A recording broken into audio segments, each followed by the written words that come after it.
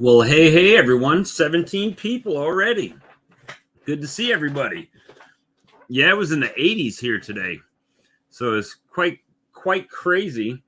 In the chat, I had my local news came out today. They called me up and wanted to come out and talk bees. So I was like, sure, come on out. And I linked the article in the chat. So actually, I'm not going to waste any time. We're just going to copy this over and paste it if anybody wants to join in, and I'll pin it. Pin message. There we go. Now it's pinned to the top if anybody wants to come join me and chat bees. Yep, still in the work outfit, man. It's been a day. I've got some new items coming to add to the website. Let me mute my Facebook and let me see.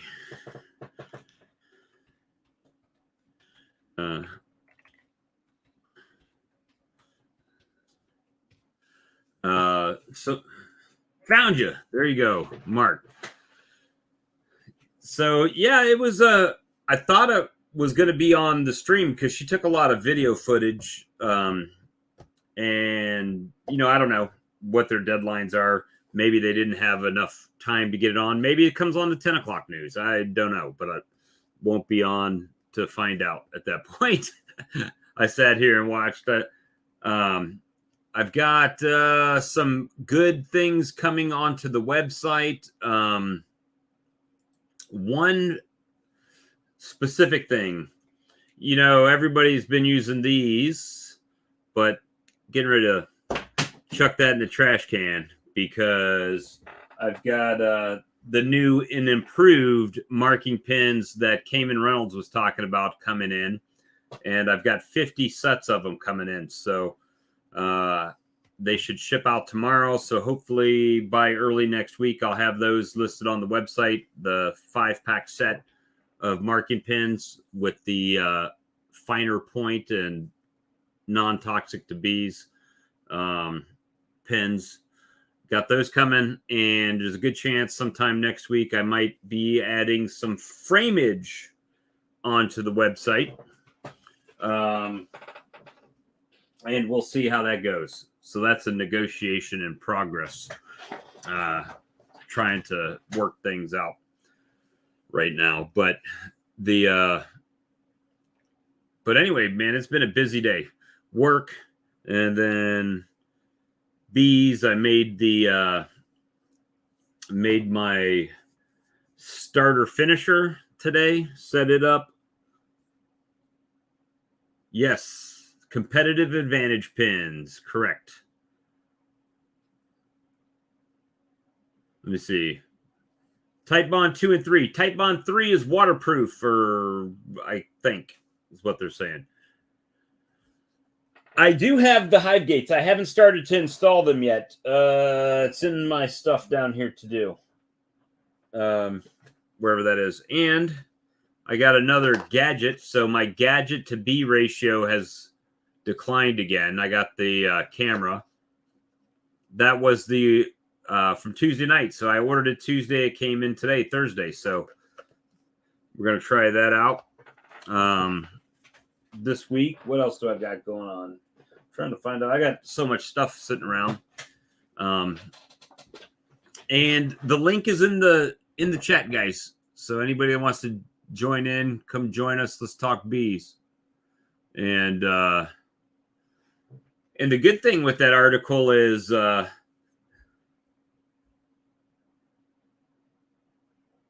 me see. He does sell them. He might have to come on here too. He's eating dinner though. I got him during dinner.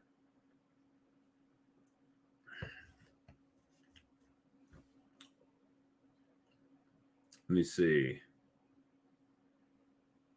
Everybody's talking glue. We went from bees to glue. And sold some honey today, so that's a good thing. Oh, you just clicked the link, Sean.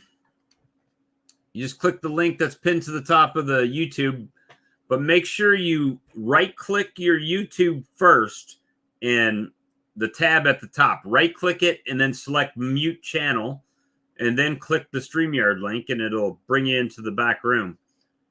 And then I'll add you into the stream. And Ricky.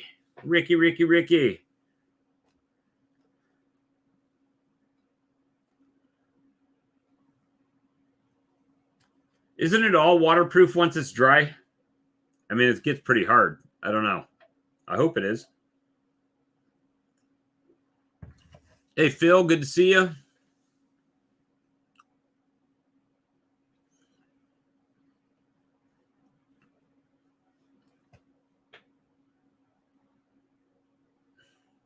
I'm doing good, Ricky. Let me see.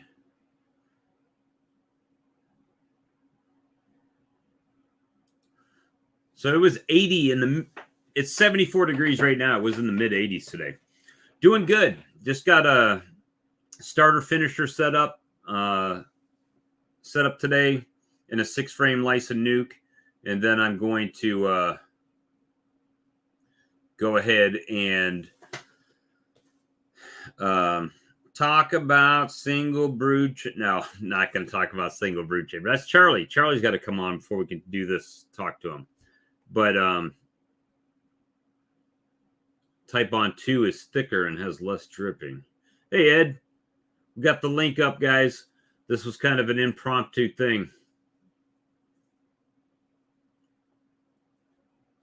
-14. Holy moly. -28 heading for -40.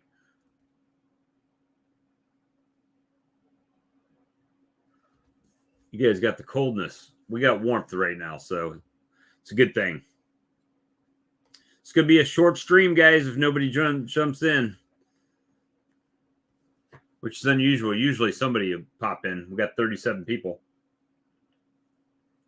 Charlie, I don't know. Charlie may not even realize gone live. Let's send old Charles a text here. You pulled 80 cells. The low for the weekend? Now you're going to make me do some things. Let's see. Low on Saturday is supposed to be 50. On Saturday and rainy. Sunday, low of 58. He's buying his snacks for tonight. All right, James will come on when he's done eating. Yep, that's about what we had, Lee, today. Come on in, Lee. It's Thursday night. I know you ain't got nothing to do. I've got more Saracel cups coming in, too. I've still got one left. Got one Varroa cup left on the website. And I've got 2 more boxes coming in of those. So ordered those today. So it's been a busy day. And then the news came out. Made it even busier. Let's see. And my internet is not going in and out tonight. I did get these in. So hopefully those might help me. You push the button at the top, it should open up another screen. And then you should be able to make sure you select your mic and everything. I actually mowed leaves today. I ran my riding lawnmower over. I got my camera. Camera came in. We can do an unboxing of the Japanese digital microscope camera, or Chinese probably. Let's see.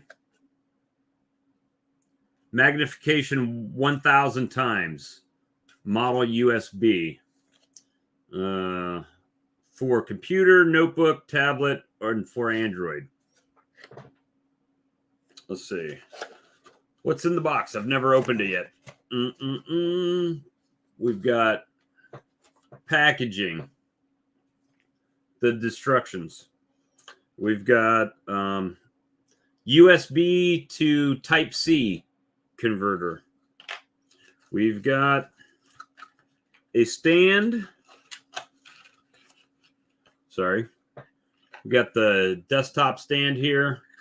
We've got the cable that goes to the magnifying camera. And what else do we got? Holy moly.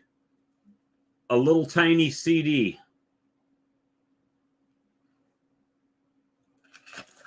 And a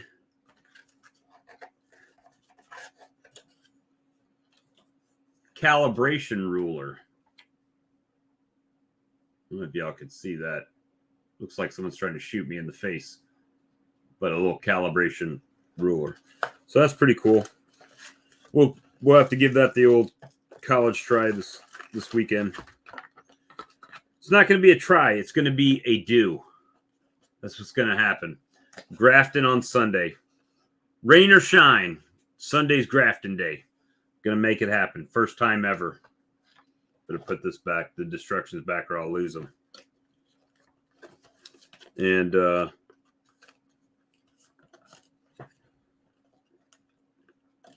see.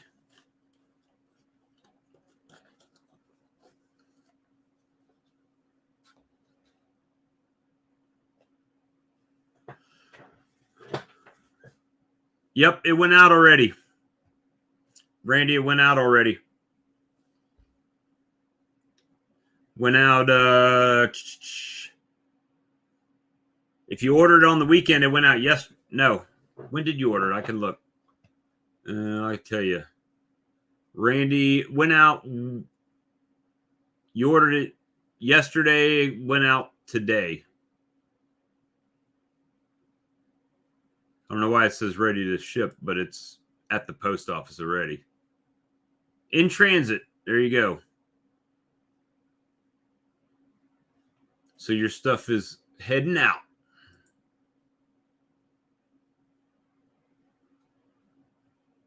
Which is funny because everything should be in transit.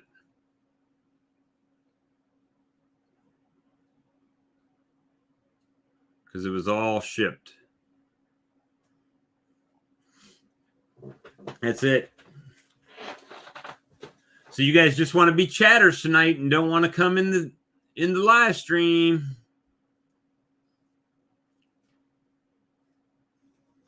All you do is click the link. It should open up another tab. That's StreamYard. And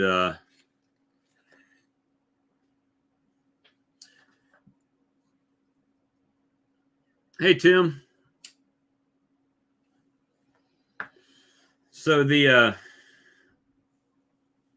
link to the website is actually in my YouTube banner. If you go to my YouTube channel, the banner, you can click on it right there if you choose to. The pins aren't here yet. I don't have them on the website yet. I just ordered them, so they're not even shipping out until tomorrow. So, but I do have frames supposedly coming next week. Pierco frames. Well, I don't know. We'll see. I'm working a deal. So they want swarm lure. They want to carry swarm lure, and I need frames. So I'm working out a dollar-to-dollar swap. So we'll see how it goes.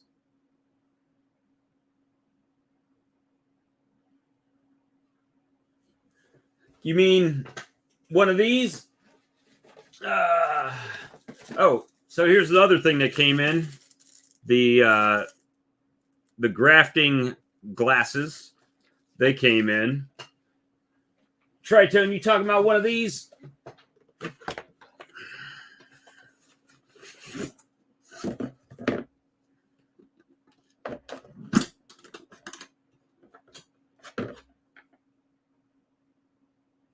$12-volt incubator case. The It's just basically a case to carry to the yard with you or to pick up queen cells, so you're not, they keep them at a constant temperature. It's not. I don't think it's really an incubator, so to speak, but that one came from Apis Engineering. So I got that one at the Hive Life. That one, I don't even know if it's on their website, guys. Let's see.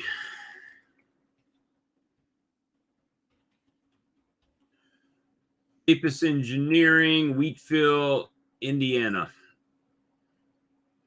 Queen Station, CO2, Microstation. See if it's on their price list, because last time I was on here, they hadn't updated it. Queen Cell Caddy. That's not what I paid for it. Portable. What?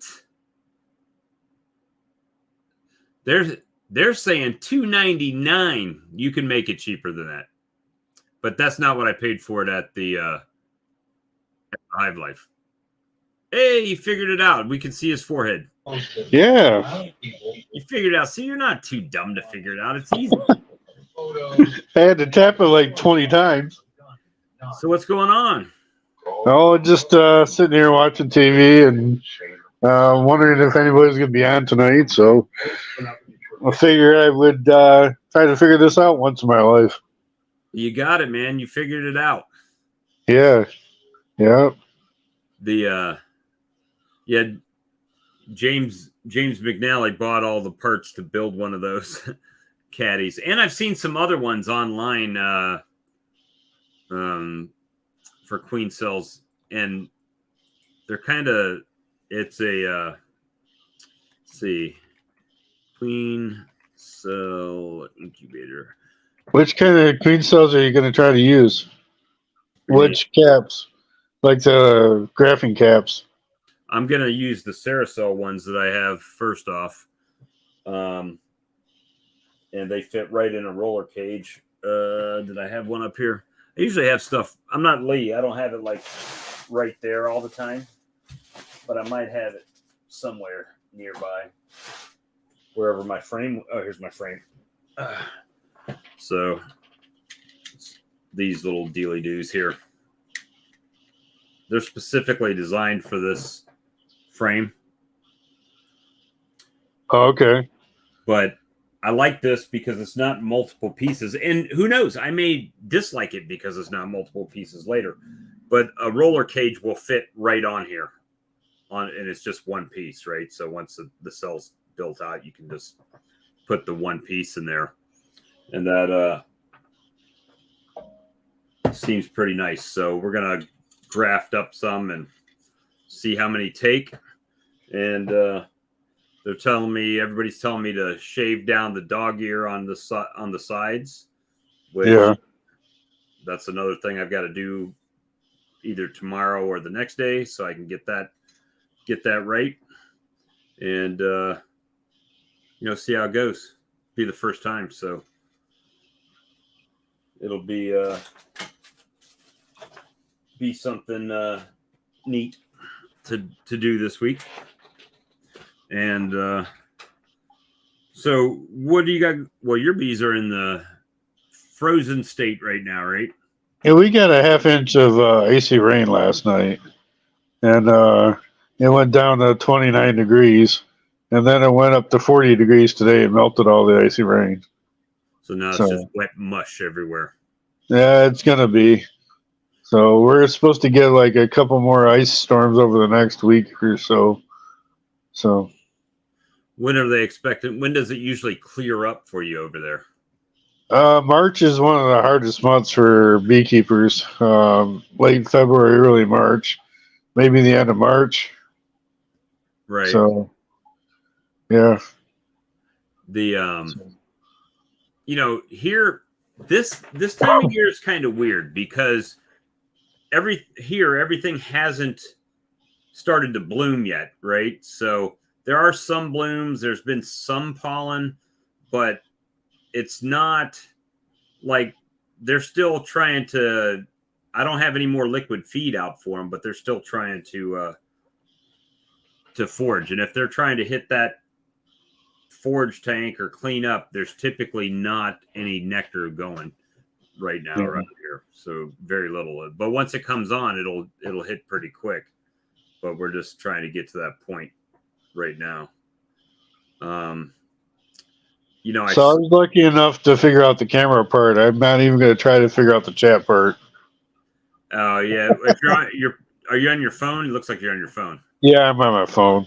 Yeah, if you're on your phone, it's hard because you hit the chat button, and I think you actually disappear off the screen and come back. Okay. So, Yeah, I'm not going to mess with that. So if anybody's saying hi to me, hi.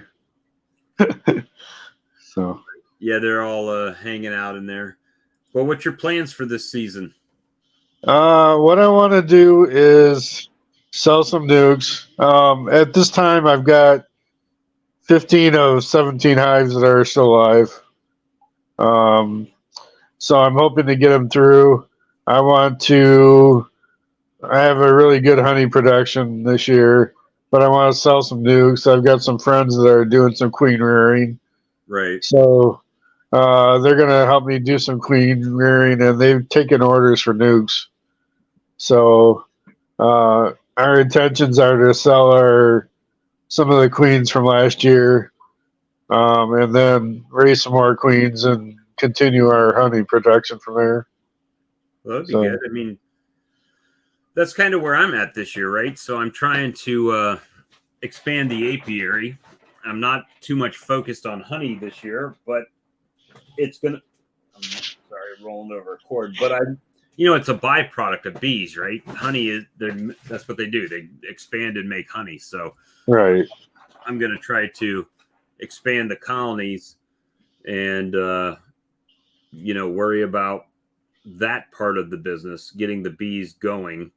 And I've only got, I think, four nukes sold. Not real worried about selling nukes. If I don't, so be it.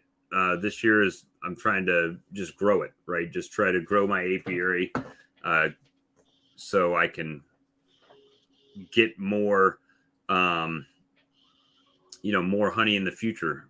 And just, I don't know what that magic number is that I want to get to colony wise, or that my, surroundings can, are you going to sell mated or virgin queens, Bob and Sean?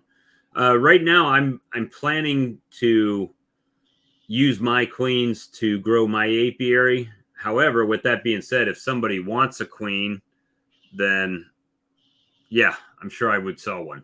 I'm not going to mail them, but if somebody wants to drive up and pick up some queens, then I would probably do that for them.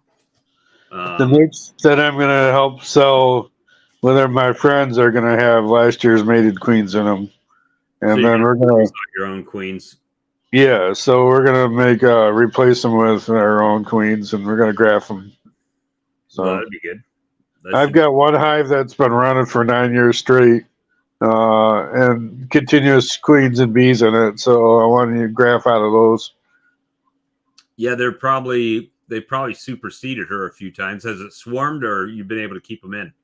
It's swarmed a couple times. I inherited about 9 hives last year from a gentleman that died, and that was his colonies from he'd had them running for like 9 years.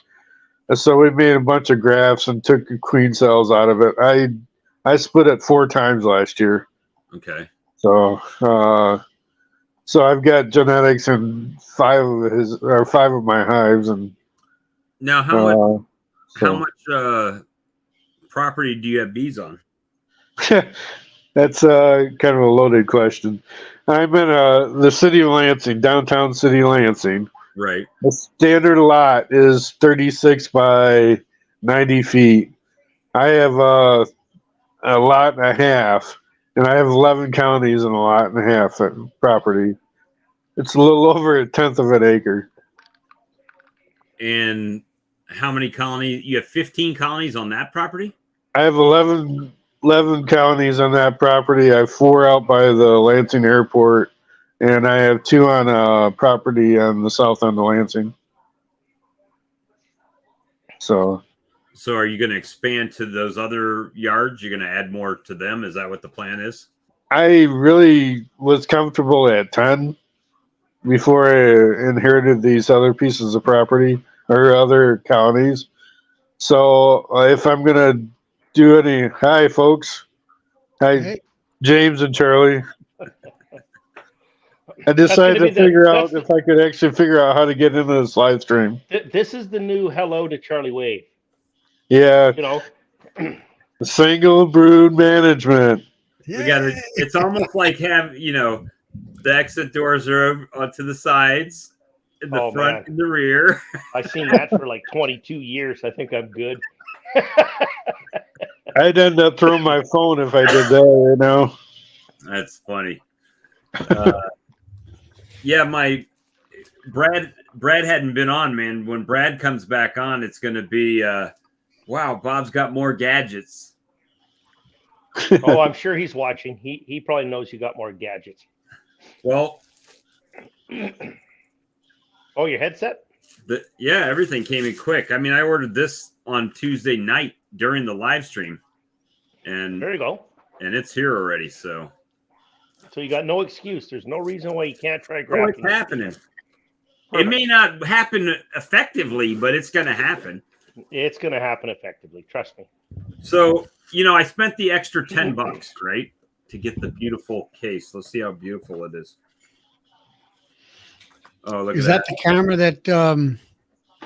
What is that? That's the headset. Yeah, that's the same one I got. with all the lenses and all Yep. to the side. Yep. So take the time, set those lenses up. Figure out how far away you're going to graft, because the distance away from your eyesight is going to change what lens you're going to want. And this is I the had to get on their lens. camera that Lee's got. Oh, there you go. Babs. Bob who? That's what everybody says. My wife Angela says hi. Hi, Bob. Hi. I'm on TV. She didn't know I was on TV. That's what she just said. Came down from upstairs. But yeah, I'm excited. So I may have done it wrong, James. I don't know. We'll When see you done it wrong. with the starter finisher.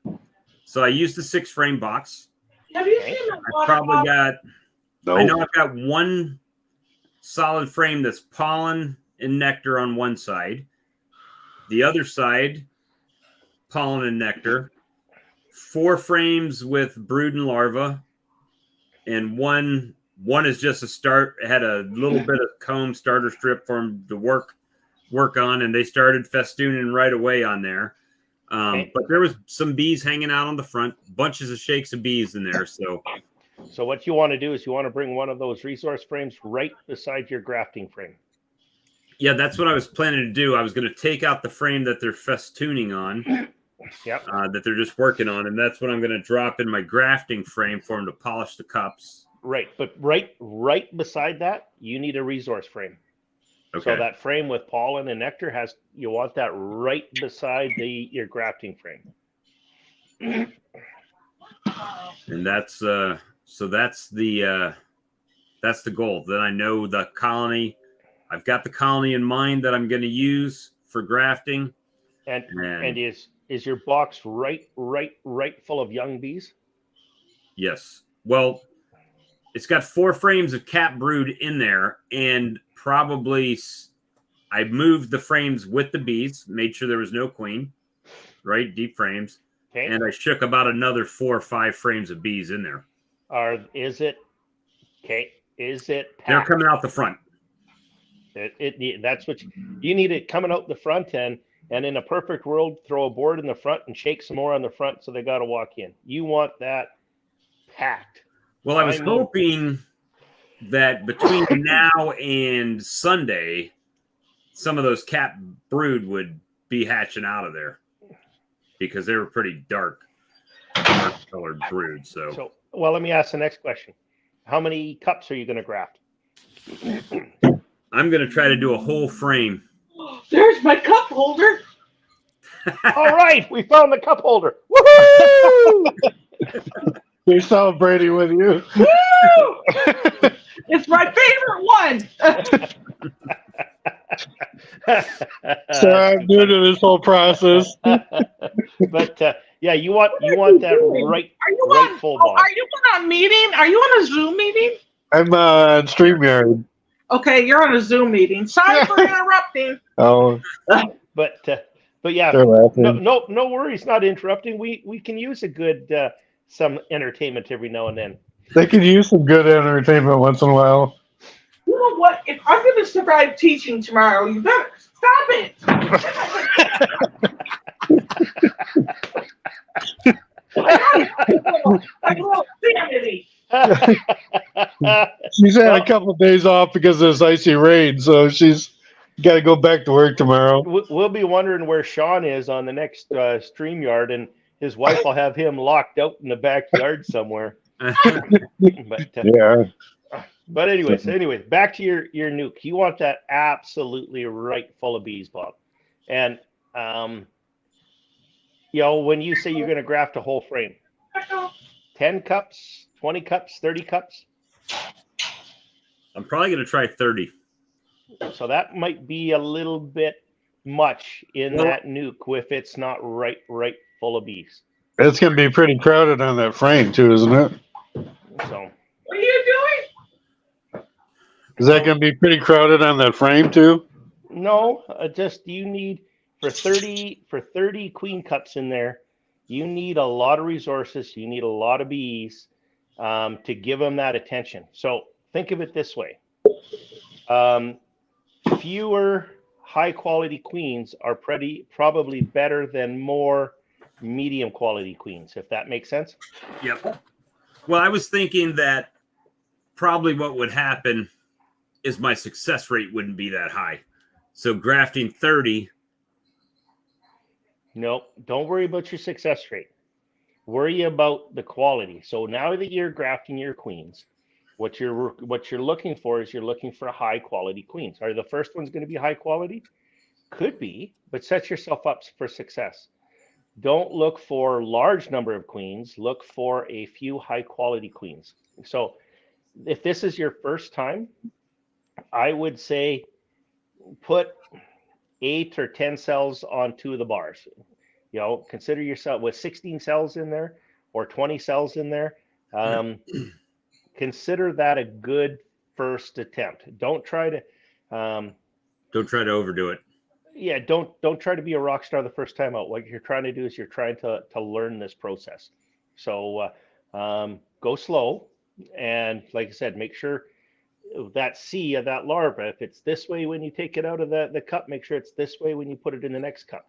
If it's turned over, you've turned that larva over, throw that cup away. It's no good. Okay. Take your time to get, I would, if you want my recommendation, I would say start with 8 or 10 per bar, put it in there and see where it goes. Okay. Your cell starter and finisher is not going anywhere.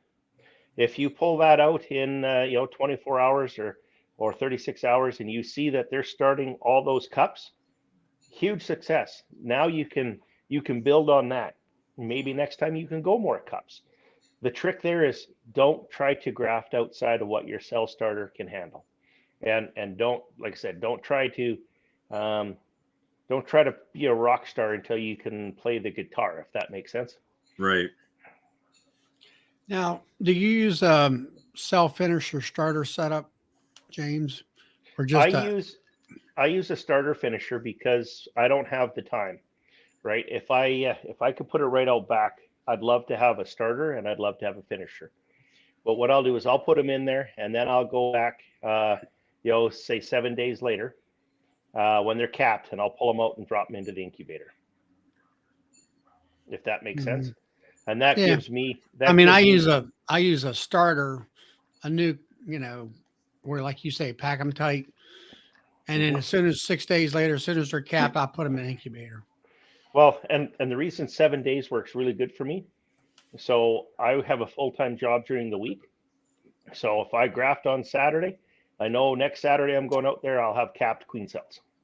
right? I'll be able to pull those out, drop another one in. And Yeah. that's why the 7-day cycle works really well for me. Yeah, so LaGrange, that's the goal right now. So Saturday, when I go back in, right, I'm going to pull that frame out that I already know is a starter strip that they're trying to draw some comb on. I'm gonna I take think the you should have put some foundation there. Let them draw that out. Well, they're still drawing comb, right? Either way. Yeah, but I mean- might as well use them to make some foundation. Yeah, that's what I'm saying. Make foundation. Like Charlie's saying, you use them. You got a box full of bee power, right? So let them build that foundation out for you. Let's say you get one sheet of foundation drawn out every 7 days too.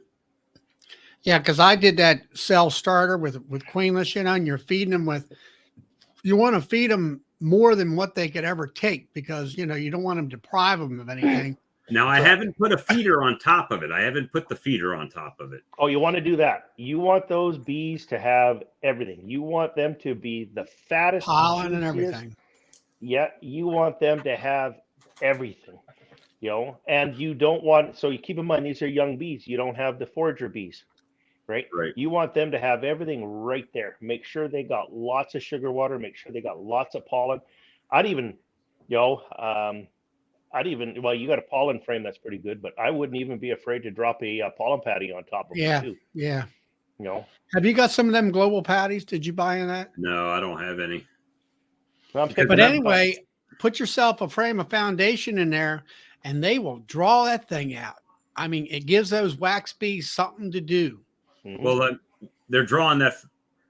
I've got the foundation list in there with the.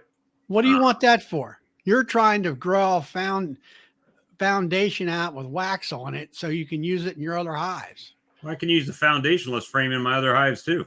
You can blow it out. But yeah, I was going to say you blow it out or anything like that too, right? I would. I mean, you could do whatever you want, right? I would probably look at doing the same thing as Charlie is recommending, and if you drop that foundation in where you're going to pull it out and put in your grafting frame, right? That's everything right there. They've got everything they need. Now, if they don't have feed on them right now, they might not be drawing a whole bunch of wax either, right? And what they are doing without the feed on there is they're using up the resources that you want them to have to draw out those queen cells.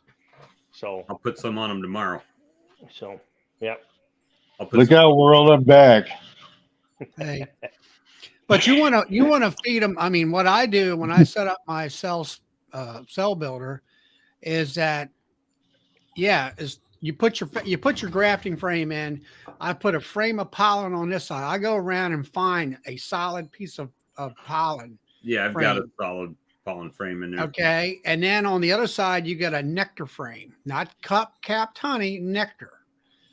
Right. And you put all that in there. Then on top of that, you put a pollen patty in there for the rest of them bees, and also. Well, will they not? You got a 6 framer there. Before they go to the pollen patty. Well, you want more food than they could possibly consume, but you don't want them to run out of food. I was going to say, why take that chance? And are you going to use a bucket feeder on top of them, or what are you going to use? No, it's a licensed polynuke, so I got a feeder that goes on top of them. Okay. Top hive feeder. Okay. So I was just going to say, if you are going to use a bucket feeder, or anybody out there that's going to do this and use a bucket feeder, if your bucket feeder is in the center of the hive, offset your grafting frame so that if anything happens to that bucket feeder and it starts to drip, it's not going to drip down on top of your grafting frame. I'd put your nectar frame right underneath that. Off to the side, I'd put your grafting frame, and then I'd put your pollen frame. Well, he's got a 6 framer in there. Would you put a single frame feeder in there? I wouldn't in there. No, I would. I don't use the in-hive or the single frame feeders. I use the bucket feeders. Well, now what I did was on mine, I got 5 frames and I had an inner cover. And then, of course, in the center is your normal vent hole, whatever you want to call it. Mm-hmm. But I actually drilled a hole in the upper left-hand corner and all his right corner where I could put a quart jar with one of them feeding feeding tops on. Yep. That way, like he said, it's off center from that frame being in the center of that hive, and they can feed off of that. Well, now here's the problem. Like, this is my first year with that license. So the license doesn't have a feeder shim, right? So if I put the liquid feed on top, then pollen patty won't go on there. Right? I think so. I mean, I guess I could smash it in between the top hive feeder and the frames. That way. Or you could take and I don't want to drill the hole out in the center of it, because then it won't hold the liquid for the feed. You don't want to do that. I'm just thinking you could put another box up on top of that and put your patty in there, and I don't know, put a feeder up in there, and then put the lid over top of that. Yeah, I think that might give them too much space, possibly that they have to eat, Charlie. So true. Yeah, I'd be a little bit cautious of that. You can make a wooden frame, a wooden shim, possibly. I don't know. I would see if you could smash a pollen patty at one end or the other, and see what you can get in there. You want them, like I said, you want them to be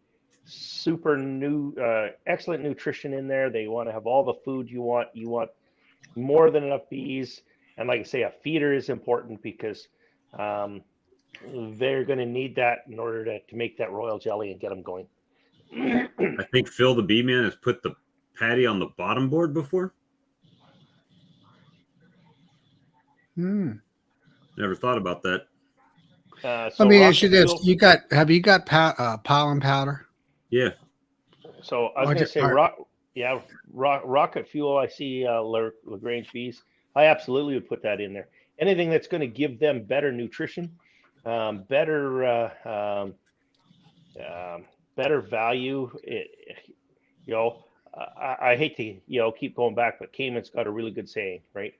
Dead mites, good nutrition, great queens. And that really, really is the truth. I mean, that he hits everything there. But yeah, as much feed as they'll take, and I'd be feeding them up. Yeah, tomorrow I'd be getting them all fattened right up and make sure they've all got everything they possibly need. Yeah, I'll tell you what you do. And this is, I call it, it's pollen slurry. Get yourself a soup can full of pollen powder. Put it in a quart jar or a mixing bowl. I'll put it to you that way. And keep adding a little bit of sugar water to it. And if you got yourself a little hand mixer, that's, with the two spinners on there, right? Take one of them off, go in there and spin that stuff and get it to the consistency of thick pancake batter. And put yourself a little bit of your your Apis biologic within that sugar water while you're adding the sugar water to it. Get it to that consistency. Then take a fork or whatever, and I scoop it up and I drizzle it across the top of the frames. And then bees will come up there and suck that right down. And you got your pollen sub along with your Apis and sugar water mixed in there, and then you can put your feeder right on top of that, because I know there's got to be about that much space underneath that feeder. I don't know. That's the licensed feeder is pretty flat. It don't sit right down on the frames. I know it doesn't do that. Hold on, it's got to have some bee space in there a little bit. I kind of thought you were going to say something else with that pollen powder, Charlie. So I've never tried it. I have seen one video out there where somebody actually takes a pollen powder inside of a drawn out comb or an empty comb, and they fill that comb with a pollen powder. But I don't know how that would work. No, I mean they want natural pollen. That's much better for them. But I've made that slurry up, and I've used that the last couple of years. Now I did go to Hive. We went to Hive Life, and I got a 10-pound box of that pollens with the 15%. Oh, the global patties. Global Patty with the rocket fuel in there. So I'm going to use that along with the pollen frames in my cell builder this year, Got her. and see whether they take that down. Yeah. Like I So think they will. the Texas beekeeper, you're saying Michael Palmer does that with real pollen. Is that put it into the drawn out comb? Yeah, he What is just it? puts it in the comb and then wets it with sugar syrup. It's about an eighth of an inch difference between this bottom piece and this lip. Yeah, but the top of it's sitting on the rim of your box, and Right. I'm almost sure you got probably It just have to be a thin, fat pollen patty. well, take it and put it on your countertop or whatever, and roll it down with a rolling pin. Yeah, I'm probably not even going to put any paper around it, right? Just straight across the frames.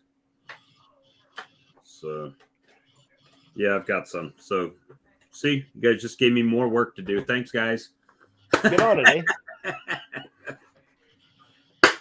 But I kind of Now, like these. your but I don't know grafting if these- frame, your grafting frame, have you ground the shoulders off of it?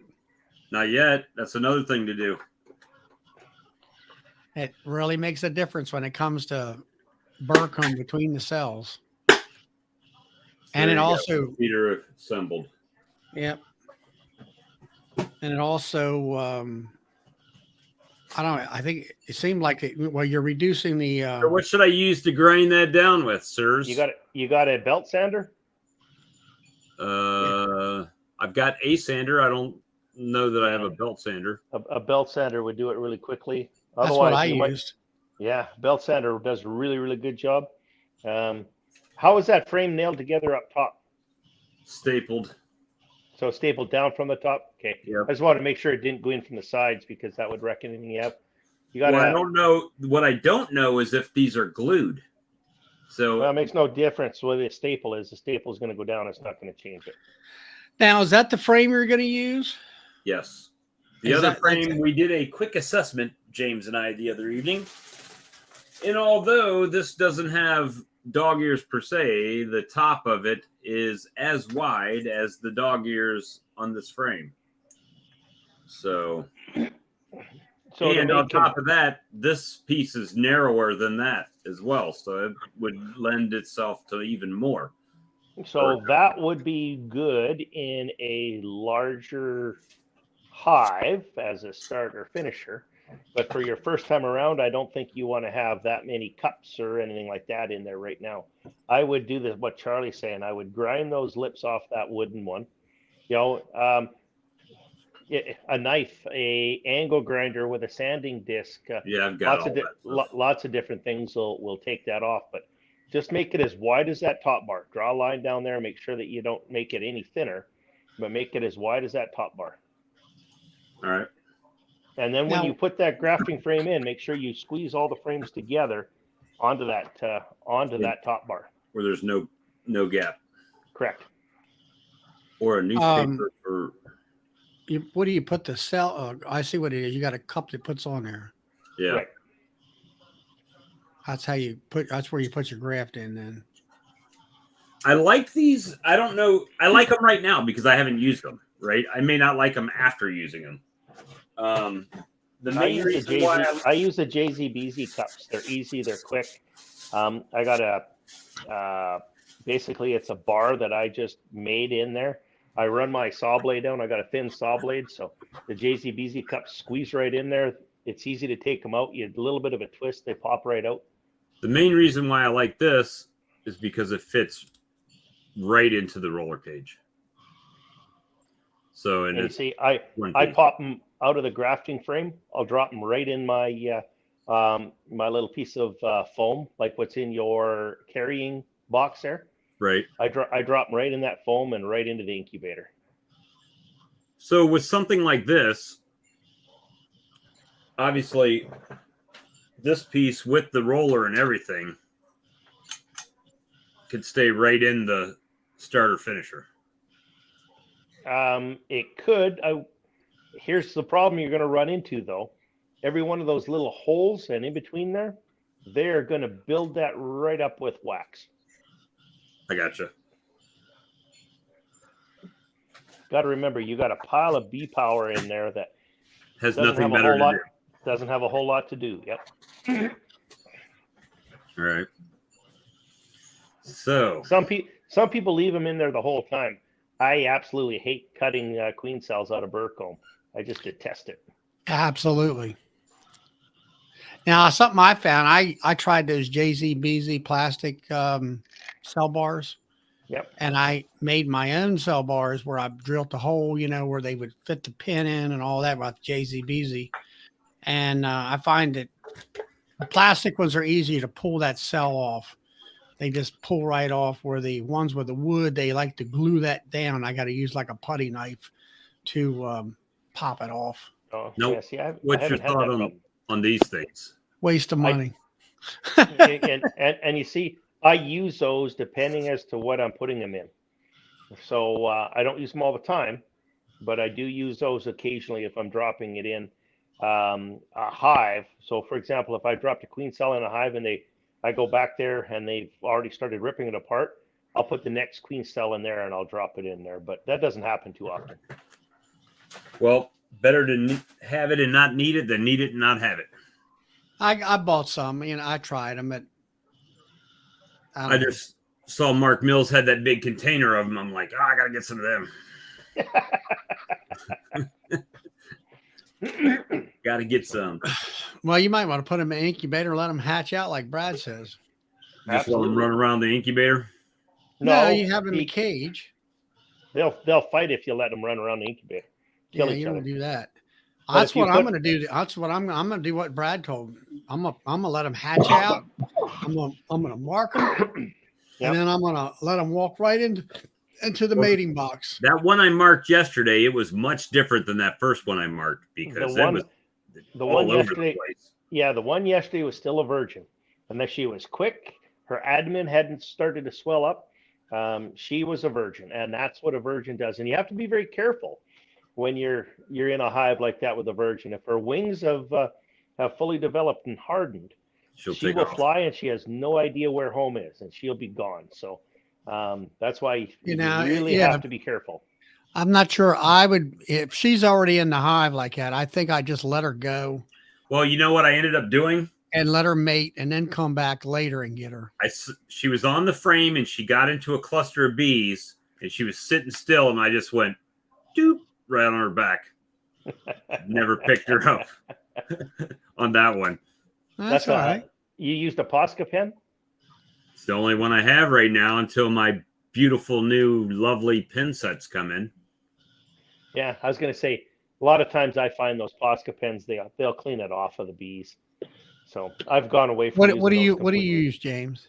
Competitive Advantage. Those are the ones I've got coming in for the website. Yeah. Oh, really? Well, good. Then I'll get one from you. I ordered a bunch of those, and actually I sent some over to Brad. He's going to try them and see where they're at, because he had the same problem, from what I understand, is those Posca pens. You know what? You'd mark your queen, and go in there 2-3 months later, and they've got her cleaned right off. That was just annoying as hell.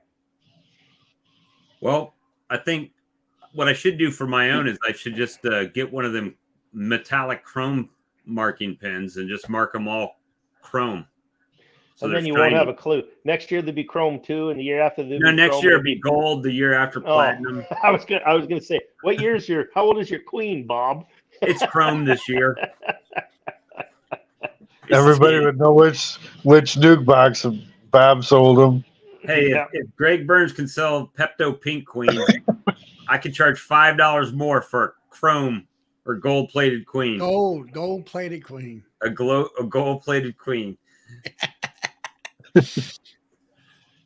Yeah, so that's it. I'm gonna try it and make it happen, right? So, what's the worst that can happen? I get no queens. I've got no queens now, so that's not a lot. Here's my projection. If you take your time and you find nice young larvae, my projection is that you will, if you graft 16 cells, I'm going to project, and I'm a betting man, so I'm betting on you, Bob. to take your time, do it right. And I'm gonna say you're gonna have 8 or better actually take. 50%. So or better. We'll see. Yeah. Just smaller than sea size, right? As basically as young a larva as you can get. In a perfect world, 24 hours or less. Use your magnifying glass. Take your time. Make sure that you find them. If they're like this, it's too late. It's too big.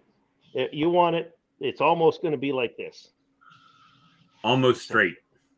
Pretty close. But the main thing is go through your highs wherever you're going to get your grafting frame from, and look just for the jelly. If you can't see anything, but all you see is jelly, that's the right age. I mean, your eyes might be better than mine. I don't know. I mean, Well, I hope not, because I just spent a bunch of money on a goggle set. Well, and that's why Well, I say with your goggle set, you're going to see them. And like I said, take your time, find the nice young ones, and make sure that they're in the same orientation in the cup. Keep that grafting bar that you've grafted in. Keep a warm, moist towel over top of it, and graft your 8 frames. Don't bump them. If you drop that frame, start over. If you knock the frame over, start over. Treat them like the finest, royalty. most fragile crystal you've ever picked up. You have And- met me, right? I mean, Well, that's what I'm saying. Maybe 8 was too many. Can I revise that to 4? but I mean, when you're like, make sure you got a brush and brush the bees off. Do not shake that frame that you're going Right. to graft Absolutely. from. Yeah. And then, let's see. see, I did a little. Quite often, the frame that I end up grafting from, Bob, is the ones that are hatching out. So my queens will be back in there laying those up as soon as they hatch out. So I literally will put it on my grafting stand, and I'll have bees hatching out right beside me.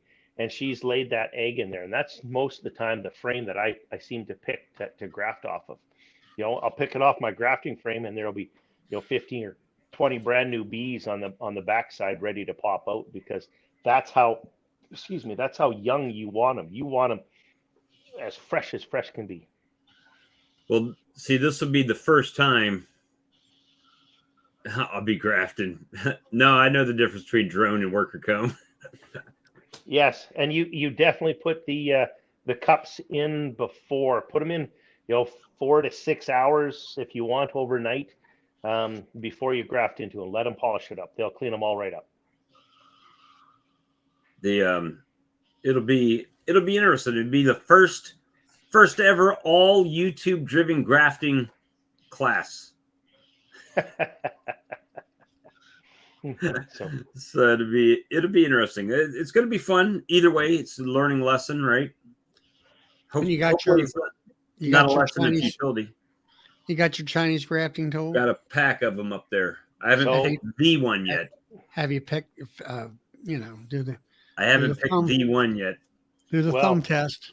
Well, and what I do with those is I actually will pop them apart, take that reed out, and just on really, really fine, like the finest sandpaper you can find.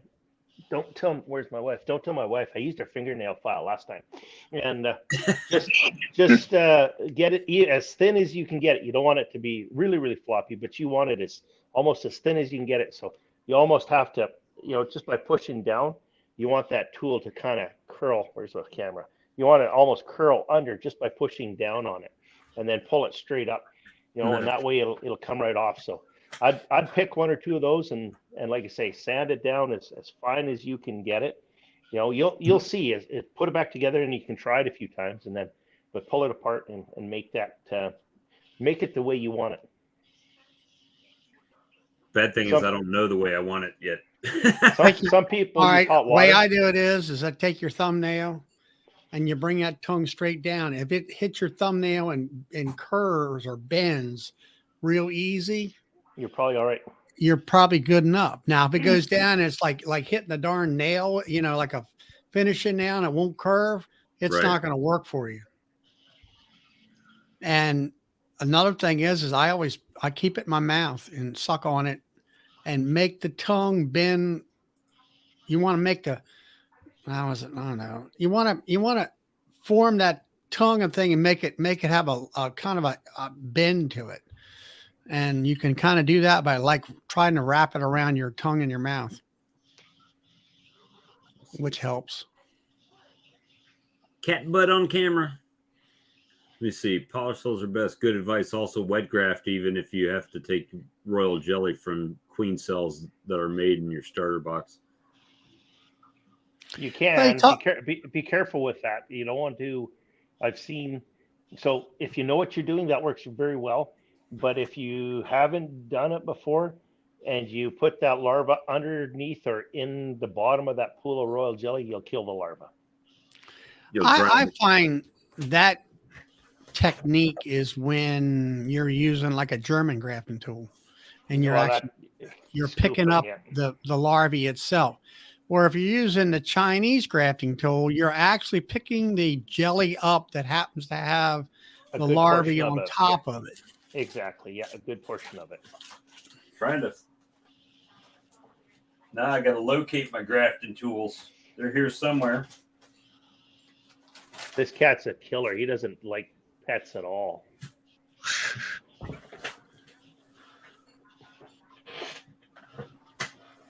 Sam does walk-away splits and cuts out queen cells. Who's that? Sam Comfort? No, Sam, South Carolina Happy Bees on YouTube. He does all walk-away splits. Matter of fact, if I get good at grafting, he's going to be getting my queen cells. So, Lisa, you got 0 out of 10 the first time. Do you know why? Just curious. Did you go back and take a look and maybe understand as to why you didn't get any that took? let me see. Yeah, now I got to locate my German grafting tools. I got a ton of them. German or Chinese? I'm sorry, Chinese grafting tools. I got them here somewhere. My wife's walking in all sneak like, shh. I didn't know what I was doing. Don't tell anybody I'm here.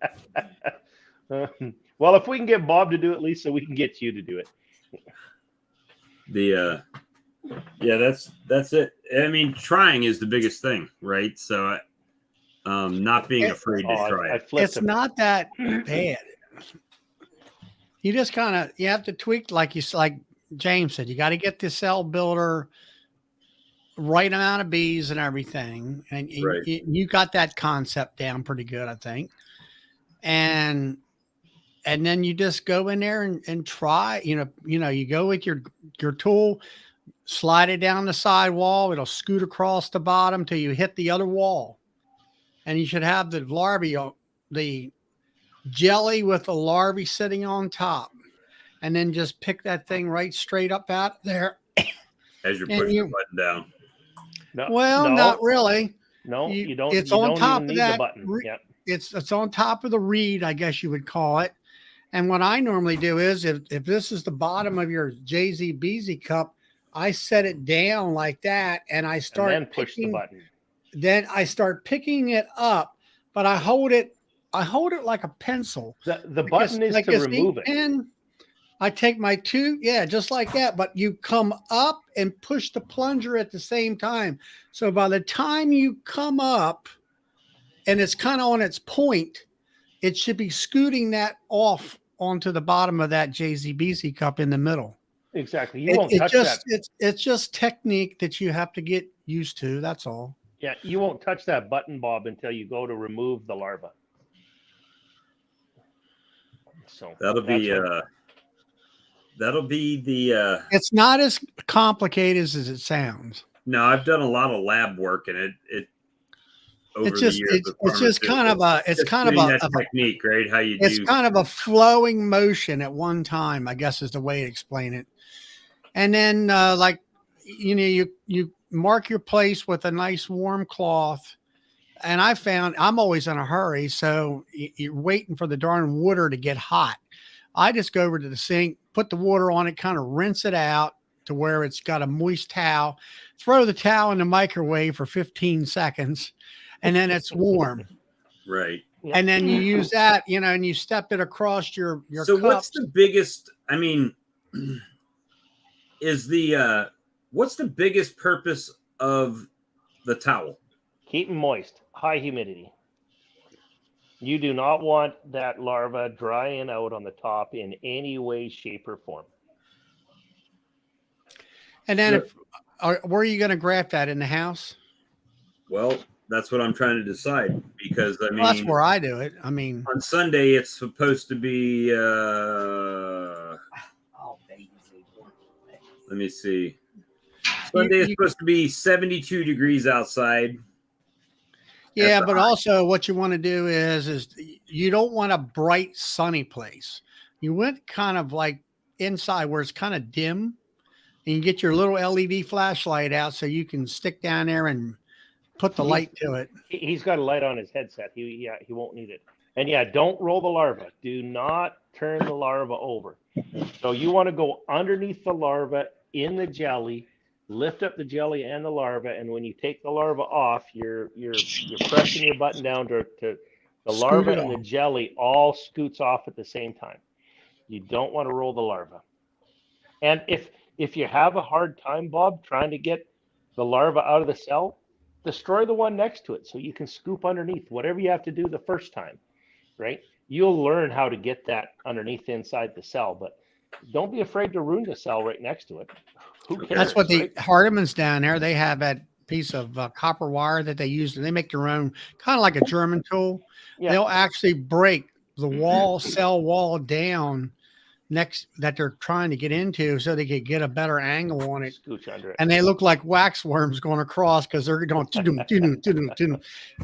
mean, they're just going a mile a minute down there. See, I was trying to see if it had a projected humidity, but it doesn't. No, But while you're looking for a candidate, a larvae candidate, It's stick saying darn- 90% humidity on Sunday. I would still keep a wet, damp towel, a warm, damp towel over them. I don't care what the Yeah. humidity is. like when you find the grafting donor or the doning frame, I always have a hand towel. You brush your bees off, and then I drape that over top of the comb. That keeps the bees off of it while you're going into the house with it, and you're still going to have some bees in the house, but not much. And then it keeps it warm. And then have a little towel that you mark your spot on your grafting bar, as you go across and all, which is warm. And then when I put my cells in the frame, then I put a towel over top of that and all. And I turn it upside down. So the cups are up like that. And so they're not going to fall out, but there's a chance it could if you hit a bump or something. Ray says, I plan on taking one frame from each nuke and a handful of bees from one package and introduce the queen in a cage like Bob Biddy does. Well, that's similar. I mean, that's basically my 2-frame mating nuke, right? It's basically the same thing. Yeah. I guess that's what a mated queen. Probably. Let's see. If Ray Yeah, I'm gonna guess. Yeah.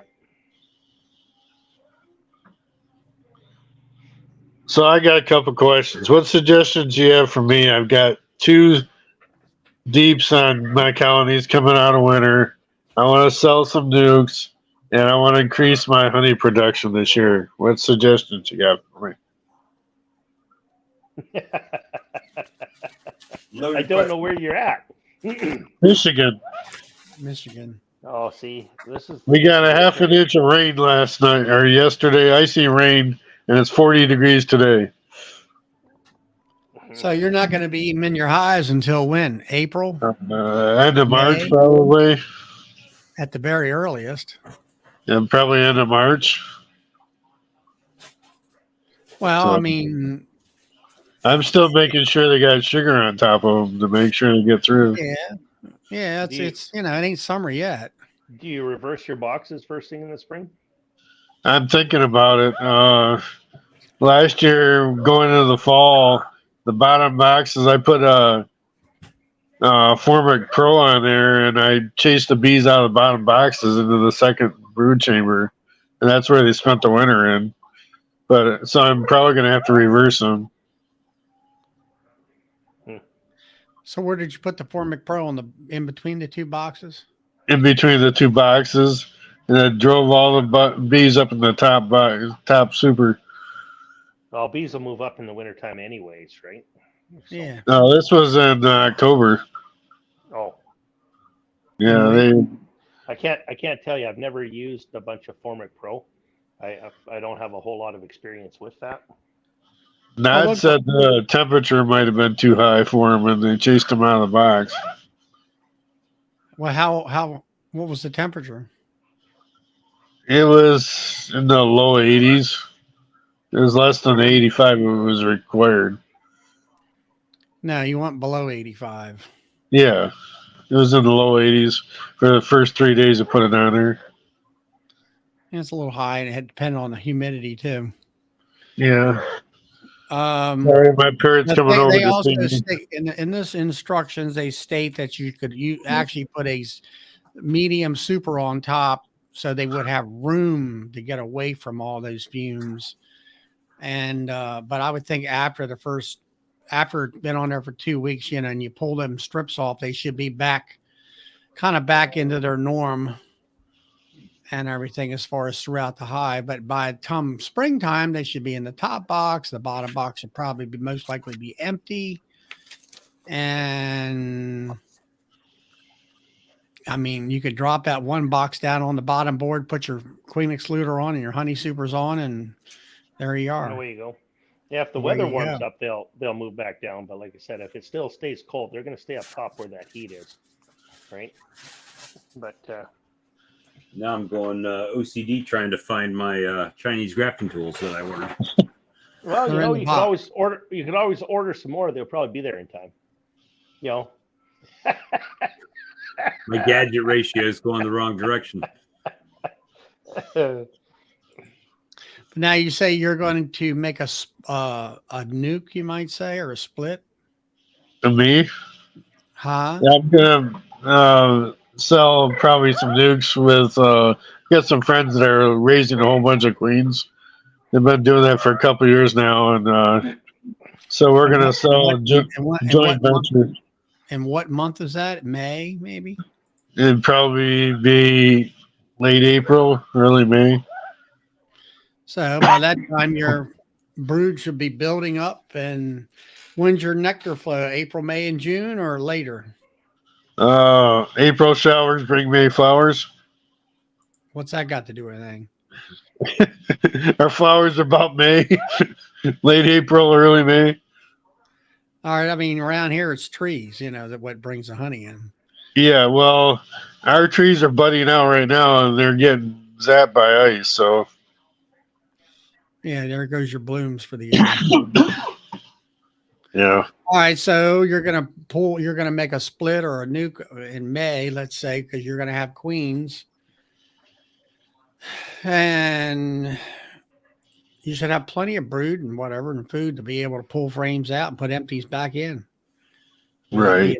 Without being too, you might reduce the swarm load at that point in time. But early April, maybe you need to go through and do equalization. But how many hives you got? I've got. I went into winter with 17. And at this point, I think I've only lost 2. All right. Well, you could equalize your hives out, and that would save you as far as the swarming goes for let's say, early April.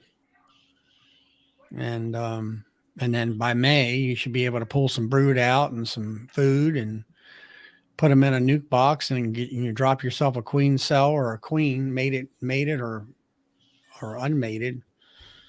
And you should have a split done. Okay. So, and then you could, with that, you could do a vertical split where you could pull, shake all, pull out the frames that you want to pull out that you want in your split, and then shake the bees off, put the queen excluder on, put those frames in the next box above. I found within even 30 minutes, those bees will be covered up those frames, and you can pull them frames out and put them in your box, and you're off the way you go with your split. That's the easiest way about not having to worry about trying to find the queen. Well, exactly. Yep. Okay. You understand what I'm saying? Yeah, I understand. I've had bees for quite a few years, but Okay. I've never tried to really sell nukes, and I haven't had much luck with. I've tried queen rearing a couple times, and so I'm going to count on them now helping me do that and figure that part of it out. So Right. it's going to be kind of new adventure.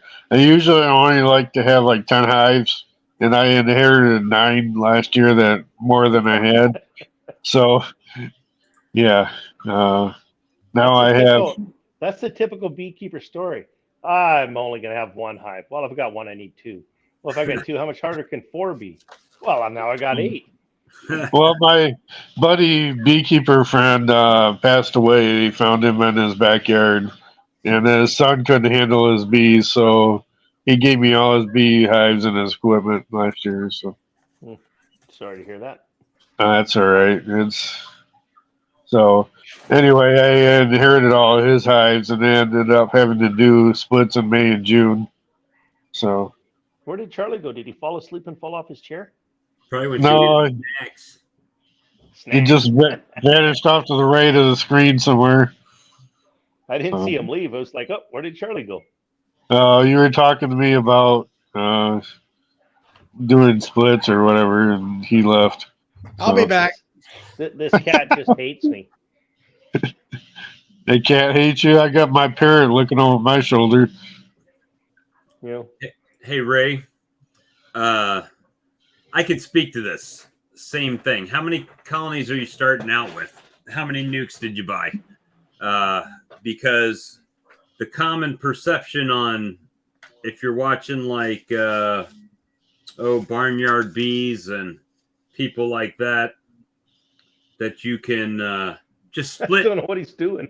infinitely split, and just make all these colonies. But depending where you're at, you've got to think about the hive beetle challenges, the wax moth challenges, the mite challenges that are gonna that loom in the darkness of beekeeping bowels, right? So But I if did you that. if you work at it and you're cautious and you do strong splits, okay, cat, you can do quite well. You can. I started with 15 hives last year. So, but this is his first year. It says not worried about getting any honey the first year. How many colonies could I have by the end of the year? So here's the other thing. I spent 5 years, 6 years learning bees before I decided to try and split and aggressively split. So if this is your first year, I don't think I'd be too crazy about, personally, I don't think I'd work too hard to try and get a whole bunch of bees until you understand the fundamentals of beekeeping. And don't set goals that are unobtainable. Be happy in your first year. If you still have the same number of hives next year, consider that a huge success. Well, I mean, you're starting at a disadvantage because most of us, when we start the first year, don't have any drawn comb other than maybe the nuke comb that came with it, right? That's what you got. Yeah. So, and to make splits, you got to have that. And what you could find yourself doing is, if you're buying mated queens, to put in and put that into a weak split, then you might be, I'm just cautioning you, you could be very successful. Or Which one is who's doing this? Ray Medlin. You could be throwing good money after bad, which is kind of what I did. So I'm just, I started out, I had one nuke, I got up to 15 splits, and then the hive beetles came and wiped me out. I ended up with 4 or 5 frame nukes to overwinter. So, Where's he located at? yeah, no drawn comb. So If you got no drawn comb, Yeah, forget it. I would not worry about increasing my numbers. Be happy if you can keep your same number of bees next year. You got a lot of work ahead of you to get that drawn comb.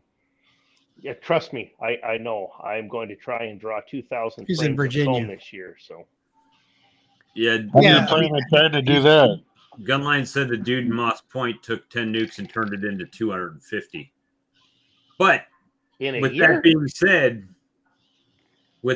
said, that guy's been keeping bees for like 30 years, probably. His family, generational beekeeper. So, 10 nukes into 250. James, how do you plan on drawing that much comb out? One frame at a time. one frame at a time. I have 78 hives. Well, 76 hives. I've lost 2. So I have 76 hives between my splits and the hives and stuff like that I have. It'll be a task, but we're going to see what we can get done. Is that a matter of feeding them like a lot of food or something? I'll feed them from day one. I'll take them out of the barn, and if I can, I'll get a bucket of feed on them the day I get them out. If not, it'll be the next day for sure. But I'll be feeding them 1-to-1 almost instantly, and probably with any luck within 2 to 3 weeks, dropping a second box on them. So yeah, it's going to be a busy year for me. Yeah.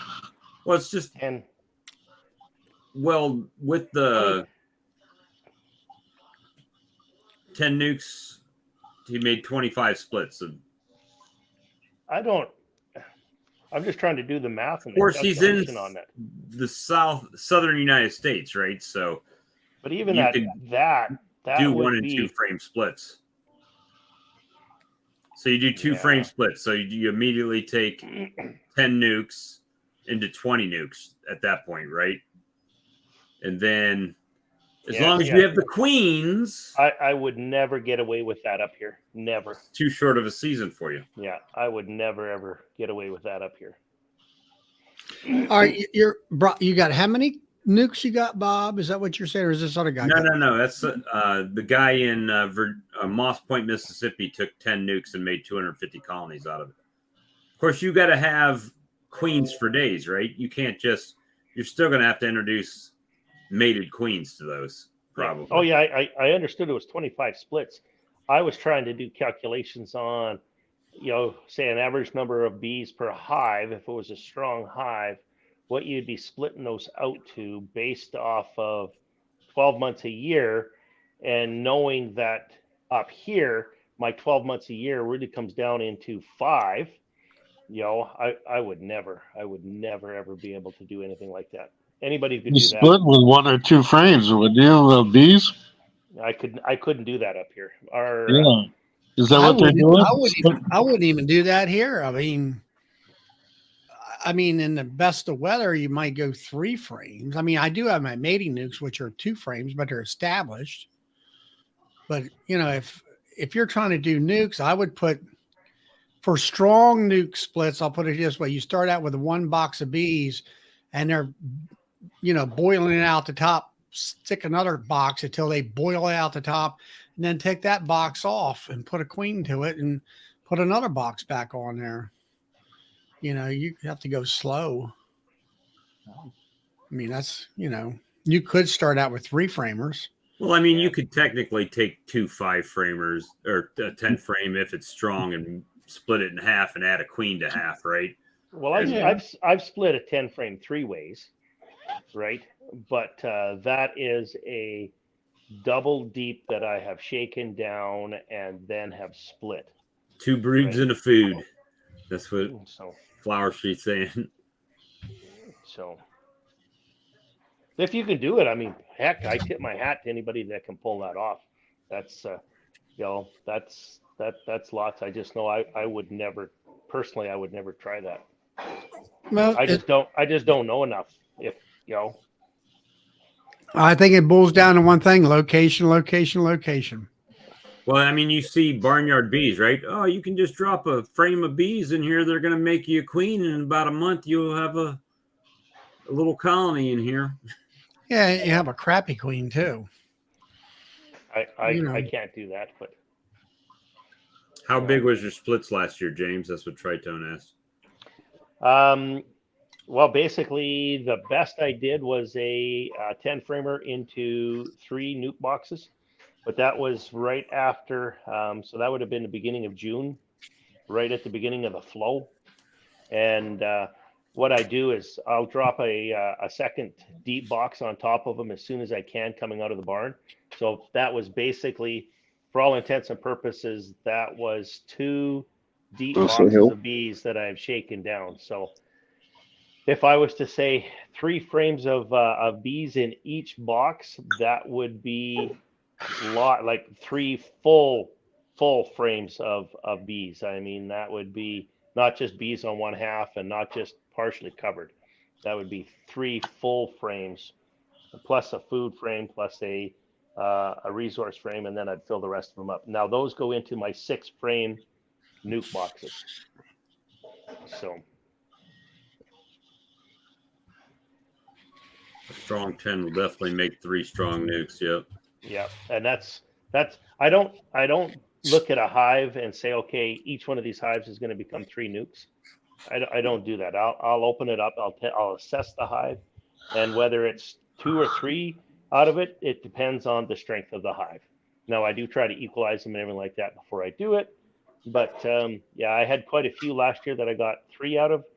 I had probably just as many that I only got 2. And then I'll do the same thing all over again. So I'll let them build up and then look at splitting them out.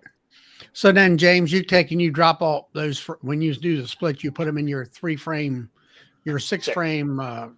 3. How do you say that? 6 frame 3-way pallets. 3-way pallet. That's it.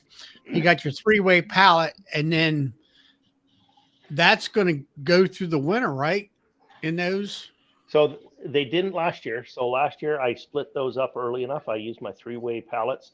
I split them early enough, and as soon as they started to build up, I moved those over to a 10 frame box. Now some of them didn't build up fast enough. Those are the ones that I just put the honey supers on top, and then I let them build up and drove them back down into the 6-ways just to put them into winter. So out of all of the splits that I did last year, I think I put what was it? It would be 12 6-frame nukes into the bee barn, which is the first time I've ever done that. Now Brad and Ian are very successful at it. Last year was my first year trying to do that, and like I said, I know I've lost 2, but the 2 that I lost, they were also weak. They didn't do really well through the last part of the year, and I know they did not take a whole bunch of sugar water. So that's partial of why I think those 2 have failed. The rest of them still seem to be going all right.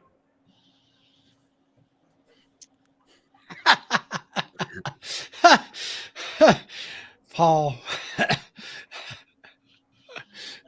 I've got a problem.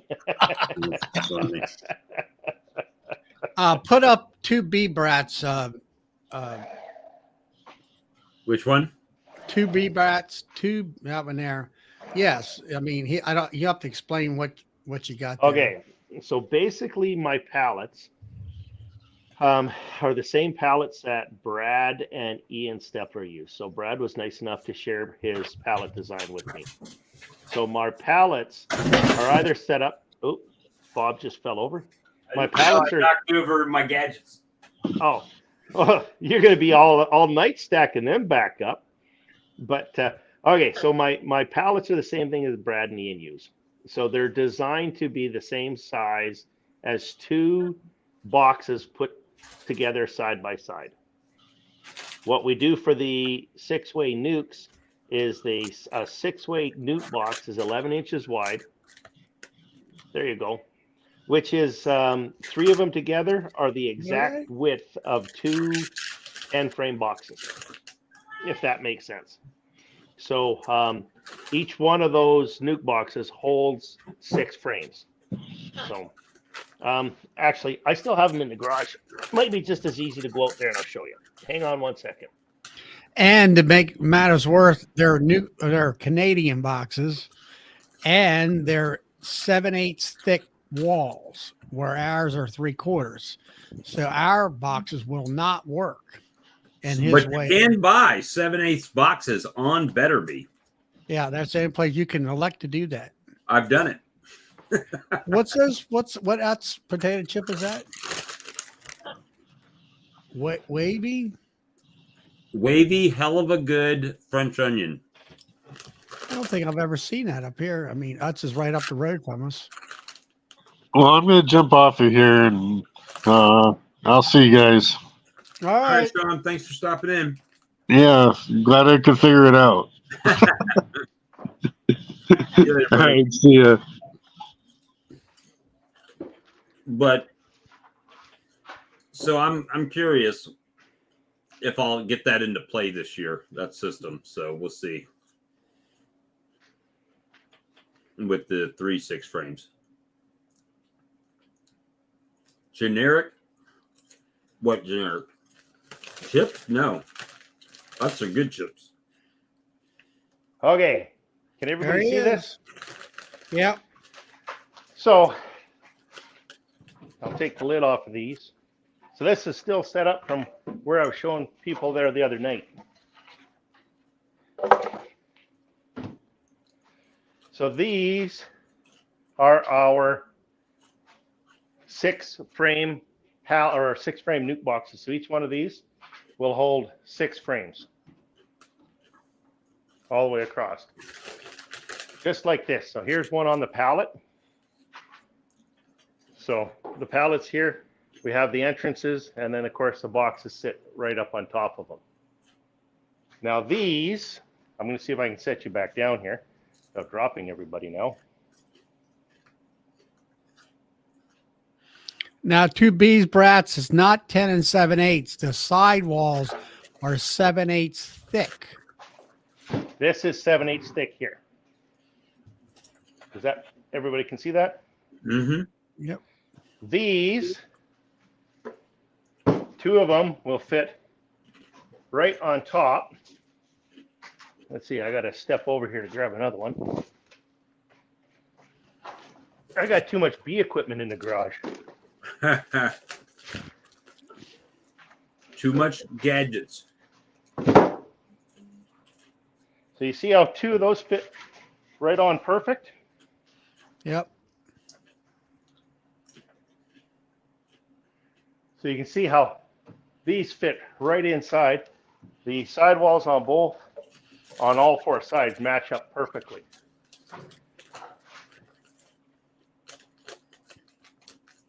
So, like I say, these work really, really well. And then all you have to do is put 2 queen excluders on them Right in here. right in here. A queen excluder right in between each one.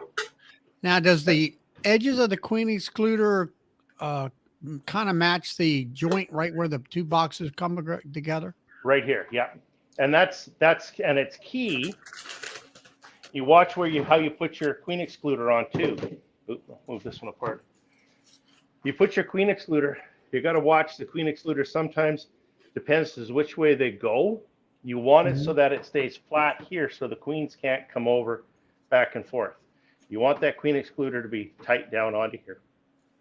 If you put it the other way, and if your queen excluder, let's say you use a plastic one and it's rippled, she will get across from here. So it's key that your queen excluders lay down right flat onto here.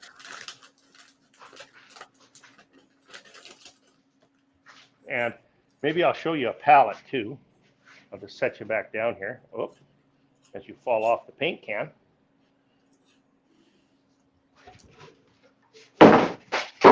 Ah, we just fell.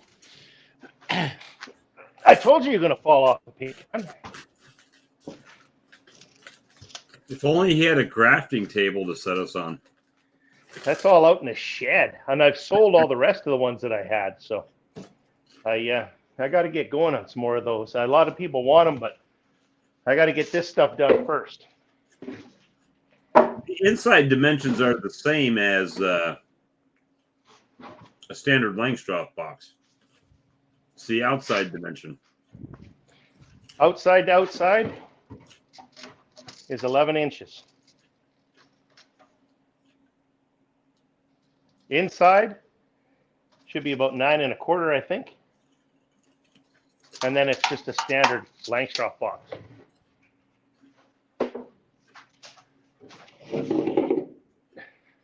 Charlie's live tomorrow at 9 p.m. Eastern Standard Time.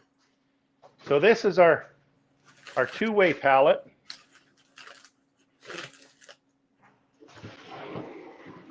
I don't have the clips on here, so it's all mitered out for the clips, but the boxes sit right on here.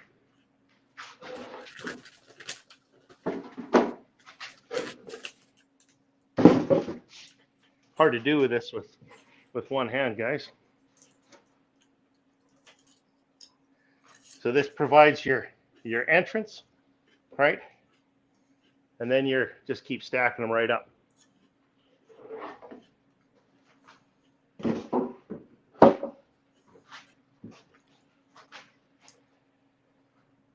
Make sense? Yep. Yes, sir. And then if you wanted the three-way pallets, I'm just going to set you down again as I change this pallet out. I apologize. I didn't realize this was going to be show and tell.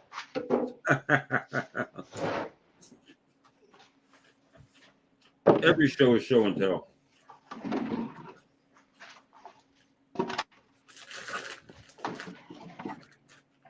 Charlie and I can sit back and eat snacks and watch James do his thing. You know, but if you had a good guy, like if Lee was on here, he would have had you up big like that. Okay, so this is how our three-way pallets are set up. And the trick with these that Brad pointed out to me, so last year I didn't. Last year I had the backs all solid. So Brad had pointed out to me, do it this way so I can block this one off. So during the summer, this hive will come out over here. This hive comes out over here, but this hive goes out that way. So you don't have to worry about drift. Now, so do you have the option of going all three hives out the front then? I do right now, yeah. And the option there is when we put them in the bee barn for the winter. Right. If we put them back to back now, I can pull this out, and all three have the air circulation in the front. All right, so that's why you have that option in there then, Correct. because of the bee barn. So there is a three-way 6-frame nuke box setup.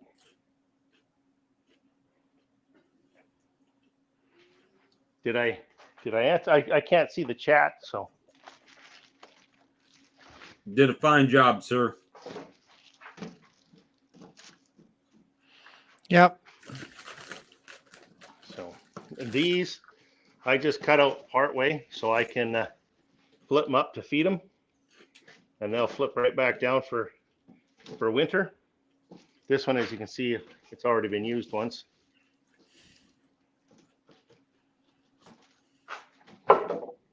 That's it in a nutshell.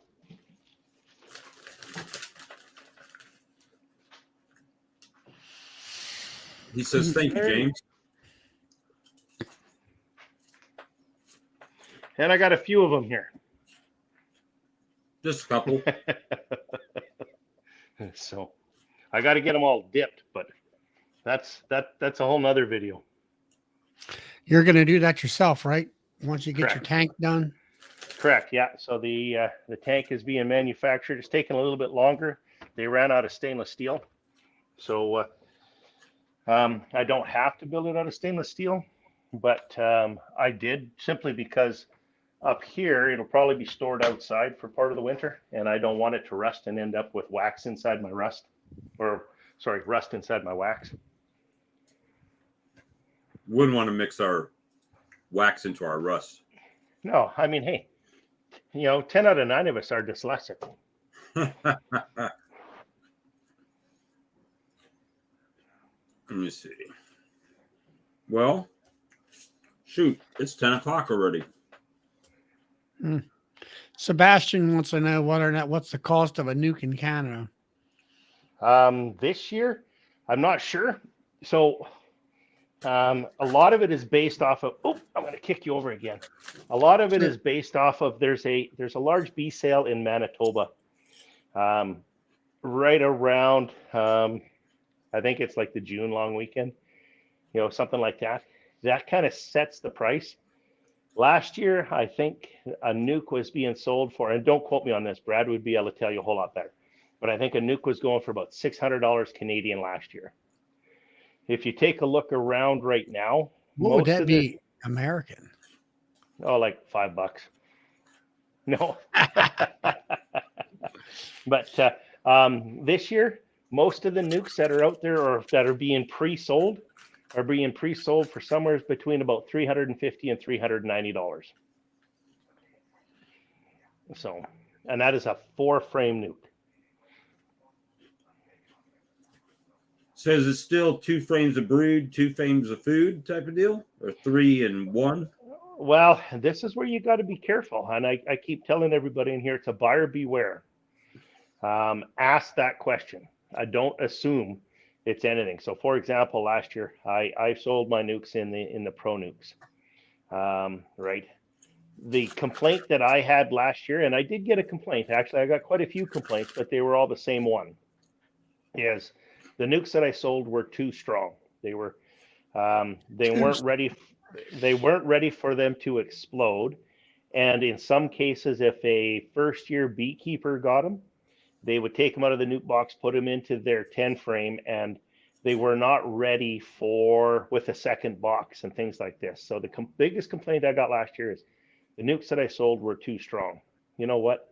Great problem to have. If somebody wants to complain, that's probably one of the best complaints I can get. So any of my nukes last year consisted of one blank frame. So basically 1 frame of wax foundation, 1 really good frame of resources, and then usually 3 really good frames of bees and brood, and a first-year mated queen. So These, I split those right away. you could. And if somebody knew what they were doing, you could split those right away. Absolutely. If you had a queen. If you had a queen. So I am building my bee business. One of the goals that I want to have is I want people to want my nukes. I'm going to continue to build nukes that way, and that is how I'm going to sell them going forward. If people know that I always supply a good nuke, and this is what they're getting, my nukes will always be in demand, and that's part of my goal as my business. So. Well, it sounded like to me, instead of selling nukes, you could have 300 hives by the end of the year. I could, but I'm still trying to figure out where I'm at, and actually, because so far I've built my business off a $10,000 investment. If anybody's watched my videos, that's where we're at. Right. I need to sell those nukes to keep to my budget, and so I don't have to invest a whole bunch of more capital. So right now there's a whole pile of sweat equity. And there's a little bit of capital in the plywood and the lumber out there, but I'm building this business based off of my initial investment. So I need to sell those nukes. I need to make sure they're good nukes. I need to make sure that I can sell all my nukes, and that's the way I do it. And that gives me the cash flow to go through and build up the business there for the rest of the year. So. And then the honey is just a bonus at the end of the year with that. Speaking of honey, how's that going? That sale for you? I'm going to run out of honey. So, I don't know whether that's a good thing or a bad thing. So I'm having to fill up that display that I made. If you watched my videos, I'm having to fill up that display weekly. So, there's a pile of honey that they're going through out of that store. So it's working very, very well. So that means you got to raise the price to slow them down. Well, people are trying to tell me that, and I really don't want to be that guy, if that makes sense. My honey is being sold for, I'm not going to say more. It's slightly more than what you would buy the honey at the grocery store for. Okay.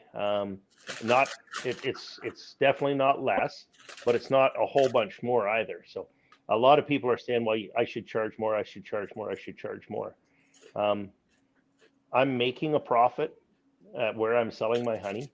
And I want people, once again, I want people to want my product. I want them to know that what I'm selling is a good value and a good product. And that's part there's of where I also want something to to be said with being able to fill your customers' demands too. Right. Well, there is, but I mean, all the honey that I got last year was plain and simply a bonus, right? Right. I know you guys keep giving me a hard time, but I really had a crop failure last year, and Brad had mentioned that, and I think that's the best way to put it. So out of 78 hives to only get 3,800 pounds of honey, that's dismal for Alberta. Absolutely horrible. In fact, you're what, estimating what, 100 pounds per hive? 100 pounds per hive if I do not do what I'm currently doing. So got to remember, I got to draw comb. I'm splitting them, right? So every time they start to get up there, I'm knocking them back. They start to get up there, I'm knocking them back. And I'm doing that to build my business, right? Once I get it built up, then it'll be a little bit of a different story. So I'm not looking for any big honey harvest this year either, because I want to be that 100 plus hives going into the bee barn next year.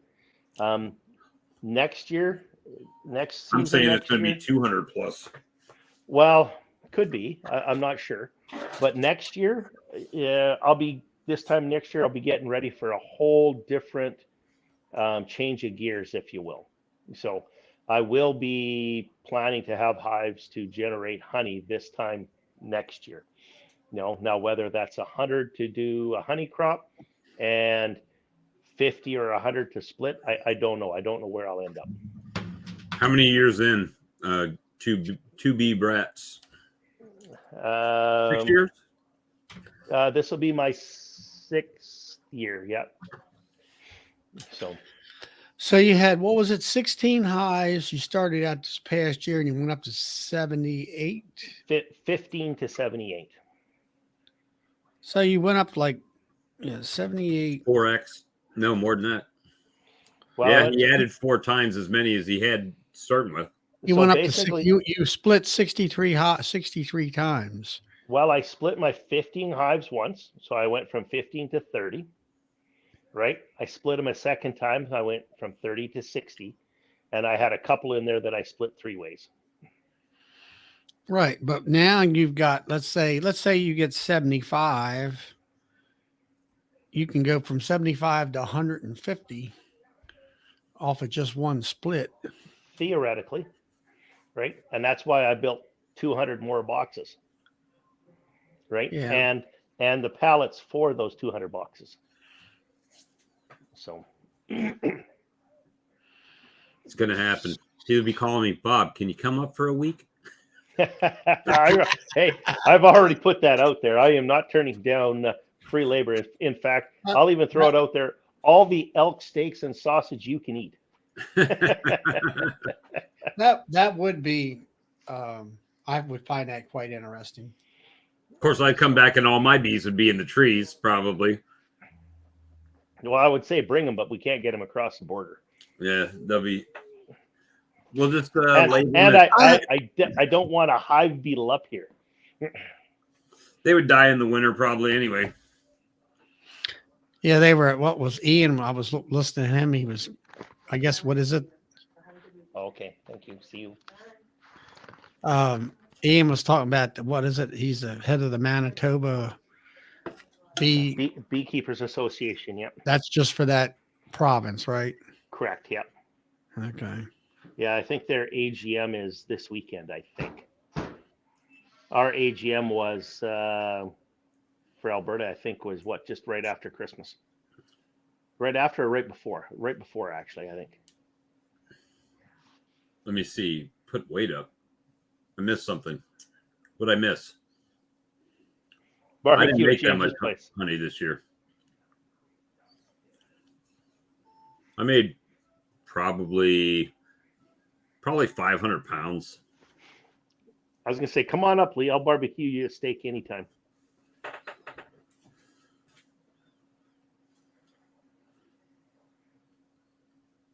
Ace says I'll go. You'll have a whole crew. You'll have like a Well, let me know when you guys are coming. you'll have an illegal work camp because we'll all be illegals. And I'll just make sure that I've got lots of pallets cut, and I'll make sure I got lots of boxes here to put together, and we'll have a work bee, no pun intended. Okay, yeah, it was intended. Be whistle while you work. Exactly. How much? Yeah, 60 pounds. 5-gallon buckets are 60 pounds of honey. 12 pounds to the gallon. I'm sorry. Yes, 12 pounds to the gallon. Yeah, I was gonna say, Lisa, if you're coming up, come on up.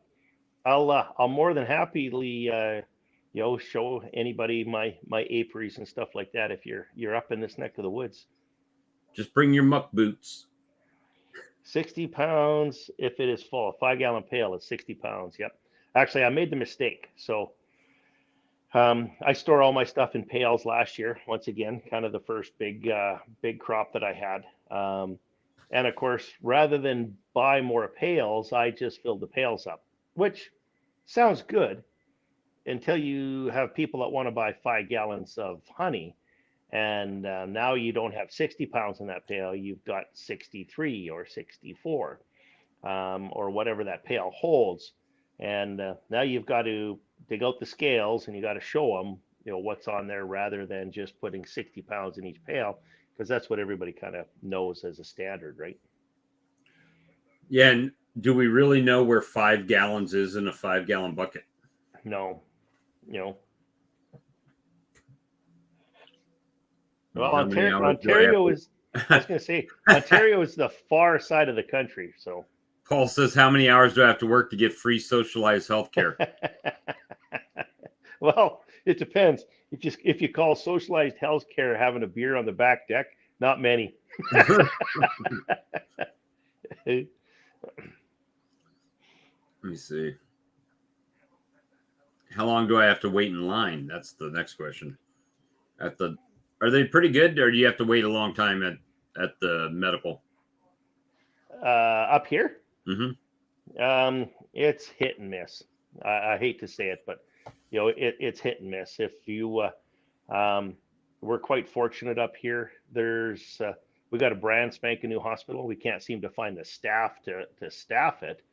But we've also got some smaller hospitals just outside of town, Beaver Lodge, Valley View, stuff like that, within, say, an hour drive, which you're usually pretty much can walk right in. So.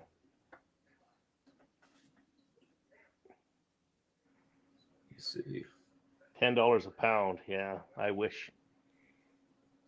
But you do it a little bit different, though. If I'm understanding this right, you get less per actual pound of honey, but then you add the price of the jar to the pound of honey that's in it. Where we'll say we got 10 pounds or $10 a pound, but they're getting the bottle in there. So really, it's $9.50 a pound. So it's probably pretty close. So I mean, yeah. So we're, what is it? 14-ounce jars, which is what, 450 54 grams, I guess. So just under half a pound. I'm selling for $4.90 a pound for the honey. And then I include the cost of the jar, the cost of the lid, the cost of the label. And then I also have a bit of a cost that's built in there to deliver it down to the store. So, So I guess if retail you- price, what do you, if I were to come to you, how much would I pay cash out of pocket? for that jar that you've got, Mhm. $8.95. So I Now, mean, a 1 kilogram, which would be what, 2.2 pounds, Mhm. is about $15. 15 Wow. and change. A 3 kilogram pail or a 3 kg pail is selling for what, 46.15 or something like that. so this is 1.5 pounds, Yep. $15. That's what I'm getting Yeah. at my door. Right. So we're selling 2.2 pounds in a tub for about the same amount. And then they say, "Can I get 2 of those for $20?" No.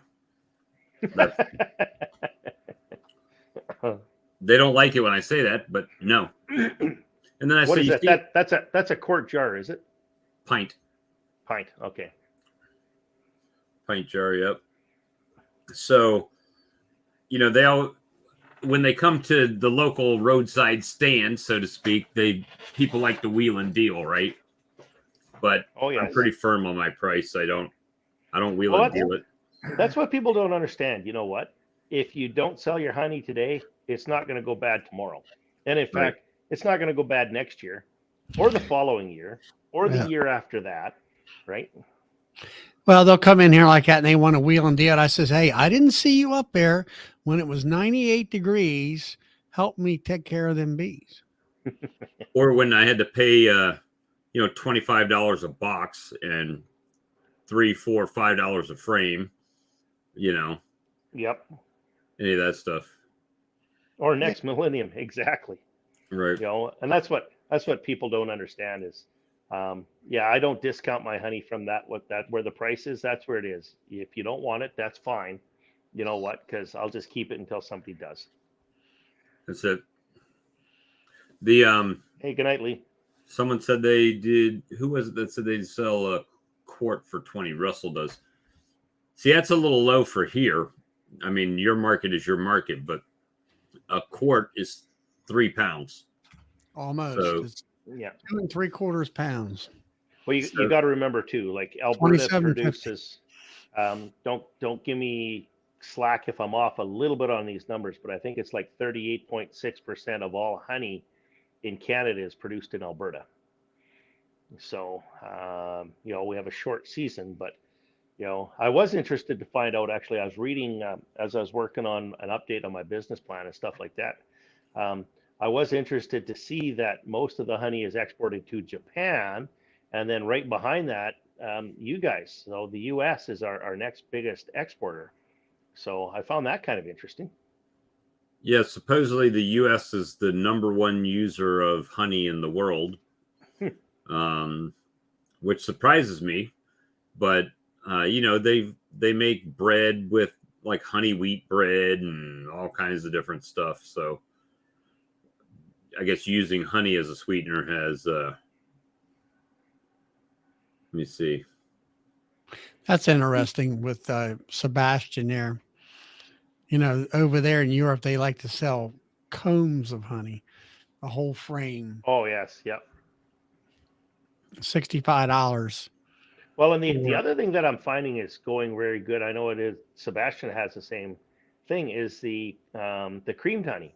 The creamed honey I sell probably, I'm going to say 1-to-1. Like pretty much 50% is liquid and 50% is creamed. And in fact, now that I say that, I got to make some more creamed honey. Let me see. What do you mean you're selling 50% liquid honey and 50% creamed honey? Yeah, it's pretty much equally divided. Sarah says she sells $10 a pound for regular and $12 for creamed. So it's very regional, right? And supply and demand, right? In Canada, you guys got a huge supply. Correct. so it's more competitive. Where you can Well- export all that honey right to old Bob here, and we can be rich.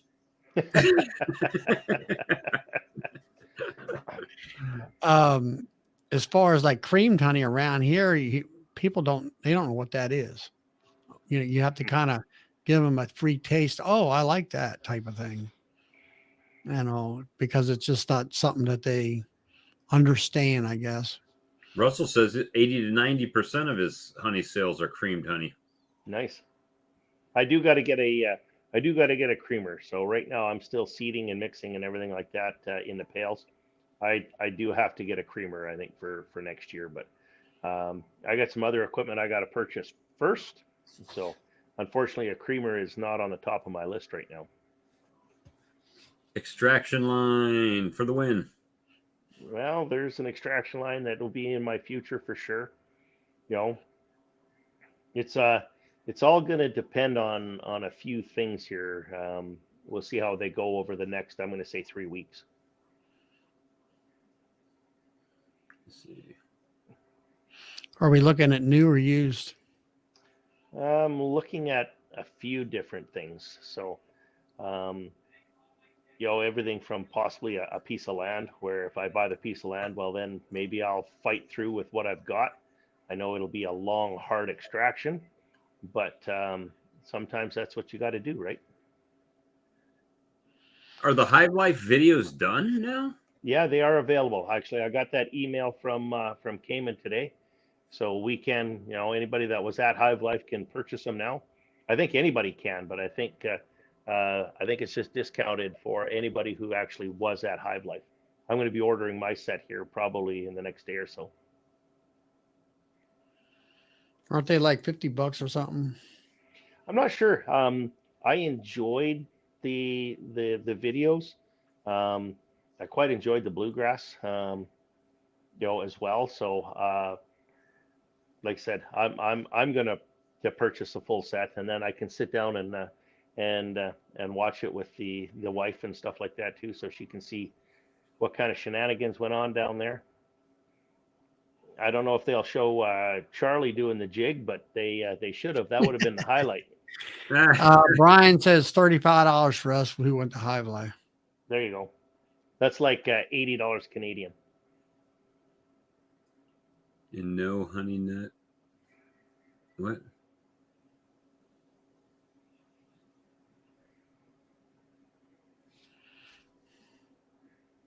Well, the thing is, I mean, I stopped pulling my truck down because I wanted to make sure the people that come regularly could have honey, right? So I didn't want to run out. I know I didn't make as much as I did the year before, but hey, we did drastic things last year. Well, you got to remember. So if you go back and look at my video, that has only been down there since the first of the month, right? And up until that point, I still had lots of honey, but I am pretty much emptying that display weekly. So that display holds, what is on there? There is 2, 4, 6, there's 8 3-kilogram pails on there. There is 2, 4, 6, 8, 10. There's 12 1-kilogram containers on there. And there is 12.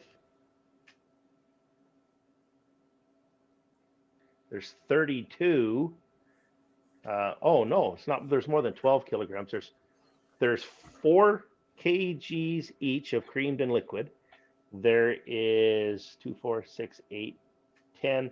There's 12 1 kg of each creamed and liquid, so 24 there total. And then there's 36 of the jars on there, and I'm pretty much emptying that every week. So I went from having a pile of honey. I never thought I was going to sell this much honey at that store. Like, it is just, you know, it's shocking. It's amazing. It's nice. So how many, with all that added together, how many pounds of honey is that in? Oh, geez, I don't know, but I'll How do it much here is a for you quickly. kilogram? Is that 2.2 2.2 pounds? 2.2 pounds. Yep. So I'll tell you here right quickly. Give me 2 seconds. I haven't had any of my hot honey crystallized yet. Saw Sarah asking about that.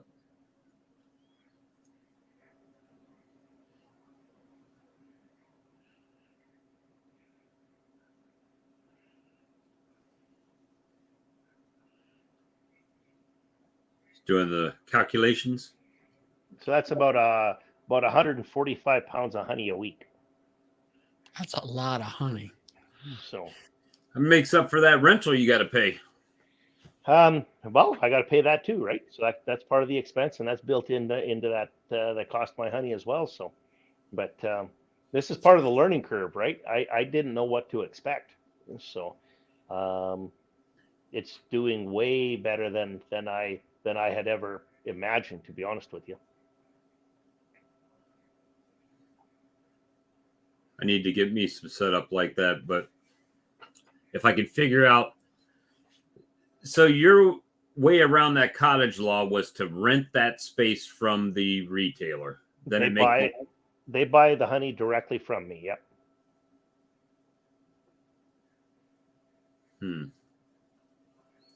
So did they get that rental just- and a percentage, or just a percentage?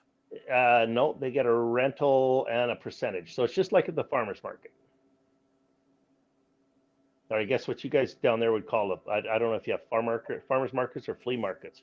Both. Farmers markets. Okay, so You would probably in a farmer's market, you probably pay for the table, your spot, plus they got a percentage on top of what you sold. So that's what's happening here, right? It's the exact same thing. They buy the honey directly from the beekeeper, directly from me. Mm-hmm. And like I say, that's why I had to supply my own display and all of that. Like it's all right from me.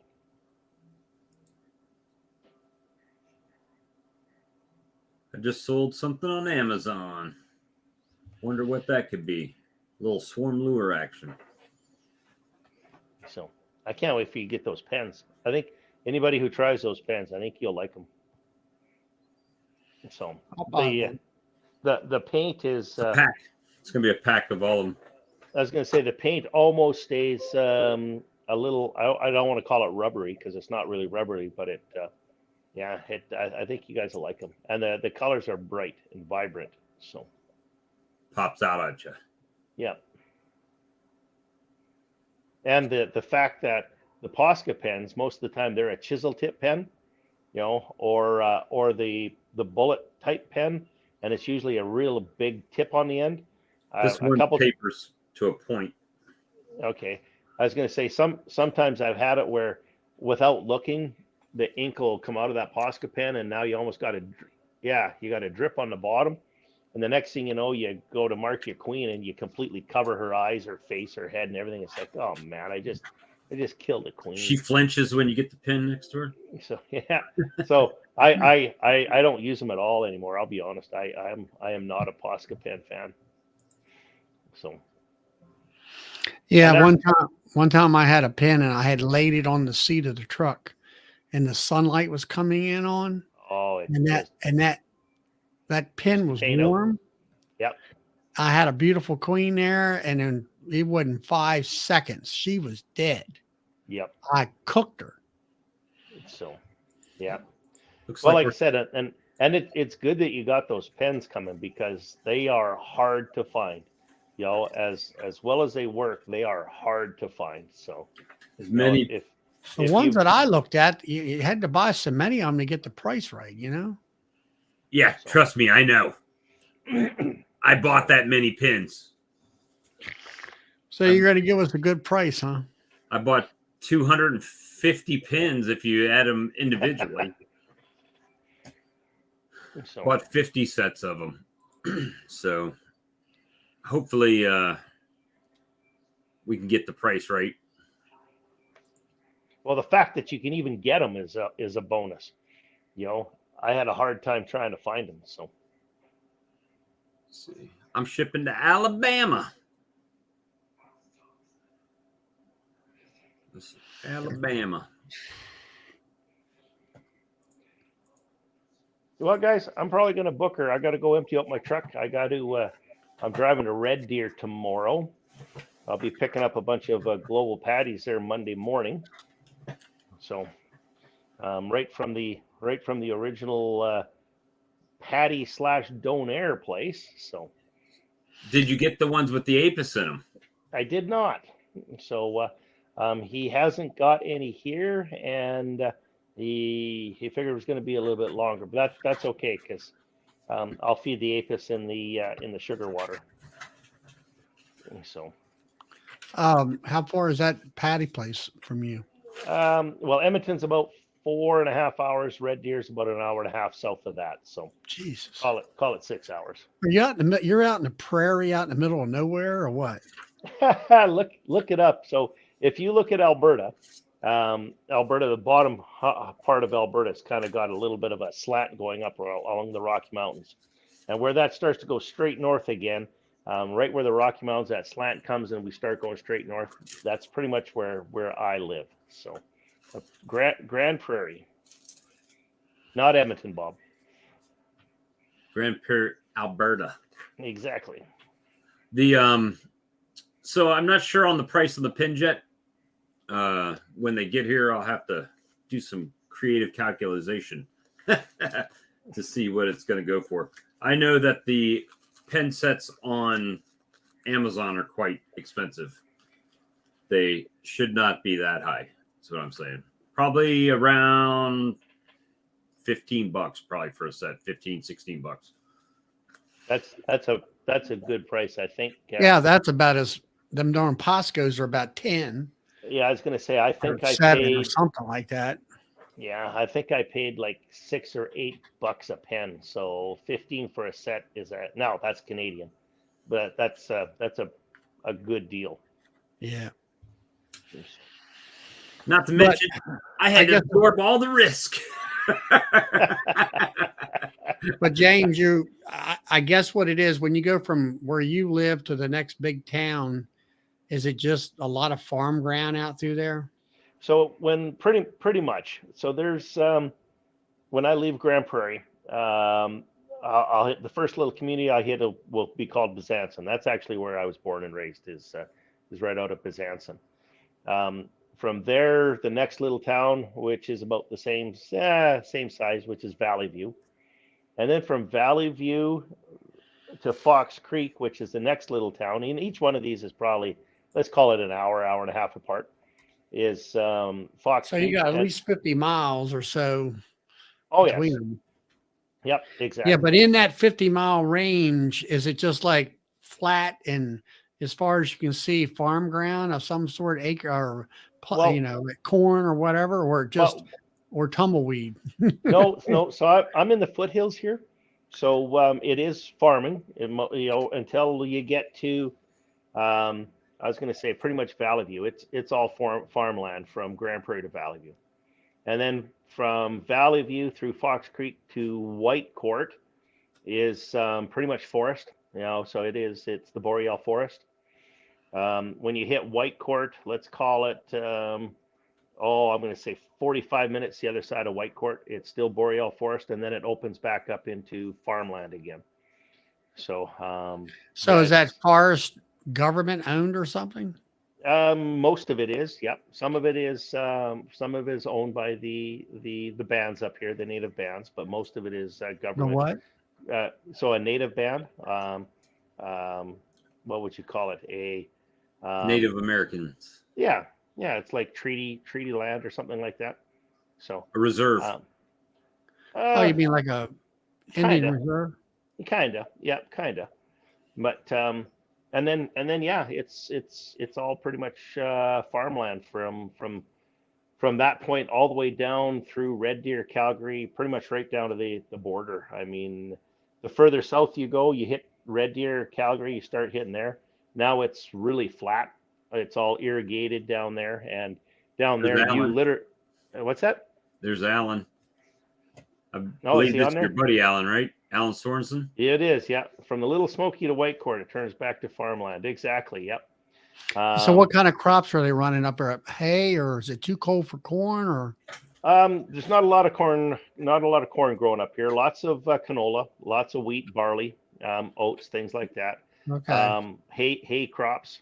Mhm. As you get a little bit further south, you start getting into the sugar beets, corn, and stuff like that in the south part of the province. But yeah, there's a pile of farmland around here, which is exactly why when our flow starts, it comes in hard, it comes in heavy, and it lasts for a very short period of time. Yeah, but I mean, your flow. I mean, corn and wheat are those Not types much of. there. You're not going to do anything there with them. Canola But and Thank you. Why you always wait to when we're getting ready to get off to Yeah. hop in? I've been working. It's seed growing time. but I was going to say the canola, the alfalfa. They let the alfalfa bloom, do they? Absolutely, yeah. Yeah, alfalfa is a harvestable crop up here. So Yeah, but around here, they when we were growing, it was every 28 days we were cutting it. Just you get about a third bloom, and then you run it to cut it because all your protein yeah, was so in your plant. they'll do that up here. It usually goes a little bit longer because it'll bloom a little bit quicker. And of course, it's usually in with the clover. So the clover you're going to get probably more out of than you would the alfalfa. But the big honey crop up around here is probably the canola. Yeah, but that's what you don't try to get, do you? I try to stay away from that if I can. So you're what, white Dutch clover or crimson? Pretty much. No, a little bit of mixed, but yeah, this year is going to be a little bit different. I am going to put some bees on some canola fields this year, simply because, well, I've got the honey cabinet there that I got to keep full. Right. Now, from judging from Ian, that stuff will crystallize if you look at it. It crystallizes very quickly, absolutely. So you actually have to harvest it before they ever cap over, right? No, you can cap it over. It can be capped over, and then you'll harvest it, but you don't want to leave it sit there too long. Right. And now, does it crystallize in the jar quicker, It will. Yep. It absolutely will. So is that why they heat it up? Does that kind of stunt that crystallization after a while? Pasteurization will, right? Yeah, but I mean, like Ian will have that heater up there, where he's putting it through the thing. To me, they sound like he's putting it up awfully high, but won't go above. I don't believe they heat it up above, any temperature that's going to harm anything that's in there. Now, I know, and Ian would be way better, so I'm not sure what he does, so he'd be better to tell you. But I do believe he sells to the Bee Mate or to the co-op. right. Which means that everything there is going to be pasteurized anyways. So, right. Well, that just really kills the honey. It's a requirement by the the Canadian Food Inspection Agency, and I do believe it's a requirement to export too. So. All right, guys. Well, we've been on 2 hours and 20 minutes. 2 hours and 20 minutes tonight on an off night. So I guess we're going to go ahead and call it for this evening because I've got work tomorrow. Yeah. You've got work For tomorrow. everybody, I'll be on tomorrow night, but it'll be 9:00 Eastern Standard. I got to go to my local bee club. We're starting our beekeeping 101 class at the college, and I got to present a little something there in the beginning of it, and then the teacher will take over. Well, I'll probably be listening in, Charlie, which might be the best I can do. I won't be. I work all day tomorrow. I probably won't hit the road here until probably 3:30, 4 o'clock, which won't put me into Red Deer until probably 11:30 at night. So it's going to be a long day for me tomorrow. Yeah, that's fine. I'm sure you'll be quite tired driving all that. But now we got we've got over 50 people that are brand new beekeepers. Nice. Coming in that class. Nice. Which we had planned for 50. Actually, we're over beyond that. Do you need me to make a road trip to talk about single brood chamber? That's way beyond what they're going to learn. They're going to learn just basic beekeeping and all that stuff. Have you got an actual course, Charlie, that you put on, or? We go through the local college, and we have we have the state apiarist. She teaches it. She's been teaching it. She's actually a member, honorary, I guess you'd call it, or like, but of our club. But the hair club? Huh? The hair club for men? No, not the hair club. The bee club. Well, anyway, she teaches it, and she's also a master beekeeper and all that stuff. And she's been doing it for quite a few years. I know there's some other clubs in our area where the different members teach different parts of a bee course and all that stuff. And I think in the past year before I ever joined, they did that for a while, and they said, and then you know how it is, trying to find people to teach, and they get burned out and whatever. So that's what she likes to do. She gets paid and on the percentage of how many students, and the college makes money, we make money, she makes money, and then and the students get a year's quote, they have a year membership for free, when they take the course. There you go. Well, Alan, the guy that made the comment down there going a little smoky, his sister has convinced me to help their 4-H club. So I will be teaching some 4-H kids. I had a 4-H club reach out to me too through my website. There you go. That'll be doing beekeeping up here. So that's going to be 100% volunteer from me, and I think that's great, and I have no problem volunteering with that. Anything that can encourage future beekeepers, I am 110% for. So yeah, I think that's going to be great. I haven't quite figured out. Well, we have a program in our club. It's called Young Beekeepers Grant Program.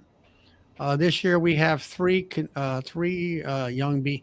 You can be the age between 15 or 16 to 18. Basically, the high school between from ninth grade to 12th grade. Yep. And you put in for a grant. You write out why you want this, grant, and what why you're interested in beekeeping and that kind of stuff. And then when we say, okay, we're going to give you the grant, then they get a complete hive set of, let's say 3 mediums or two deeps with frames and everything. And they have to supply their safety gear and stuff like that, smoker. And a lot of times we have an apiary for our club that we teach out of, and we will sell them a nuke of bees at a reasonably, let's say a real discount. Let's say nukes right now are $200 in our area. We'll sell them to them for, let's say, $125. Yep. And so they have a little stake in the bee thing, so they want to do something, and then we'll give them, the hardware, woodenware. Yep. And some years we've had 5 people. Some, last couple of years we hadn't had anything because of COVID. Right. But this year we have 3. Last year there was 2. One of them never didn't materialize. I'll put it to you that way. And then and all that. So it's a good thing. And we've had one that I can tell you that took the grant, has the bees, graduated from high school. He went to college. He's up here in Delaware University and in entomology.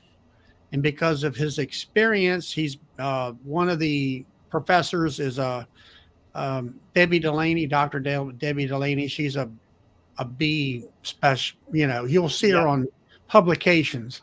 Yeah. And anyway, he's in her class. He told her, his experience. And because of that, now he is actually in helping her with some of her experiments and stuff like that. Nice. In their college apiary, where they're doing studies and all that kind of stuff. Yeah. So that's how our young beekeeper program is, kind of promoted that people in that way. Very, very nice to see, right? Where you can see somebody come in, show some interest, and take it and move out with it. So I mean that's great. Yeah, I mean it's kind of propelled him through his higher education and everything. So it worked out well. Yeah, excellent. All right, guys. Well, let's call it for this evening, and we'll see everybody back tomorrow night on Charlie's channel. Yeah, Good night, 9 everyone. o'clock Eastern Standard. See y'all. Good night. See ya. Have a safe trip.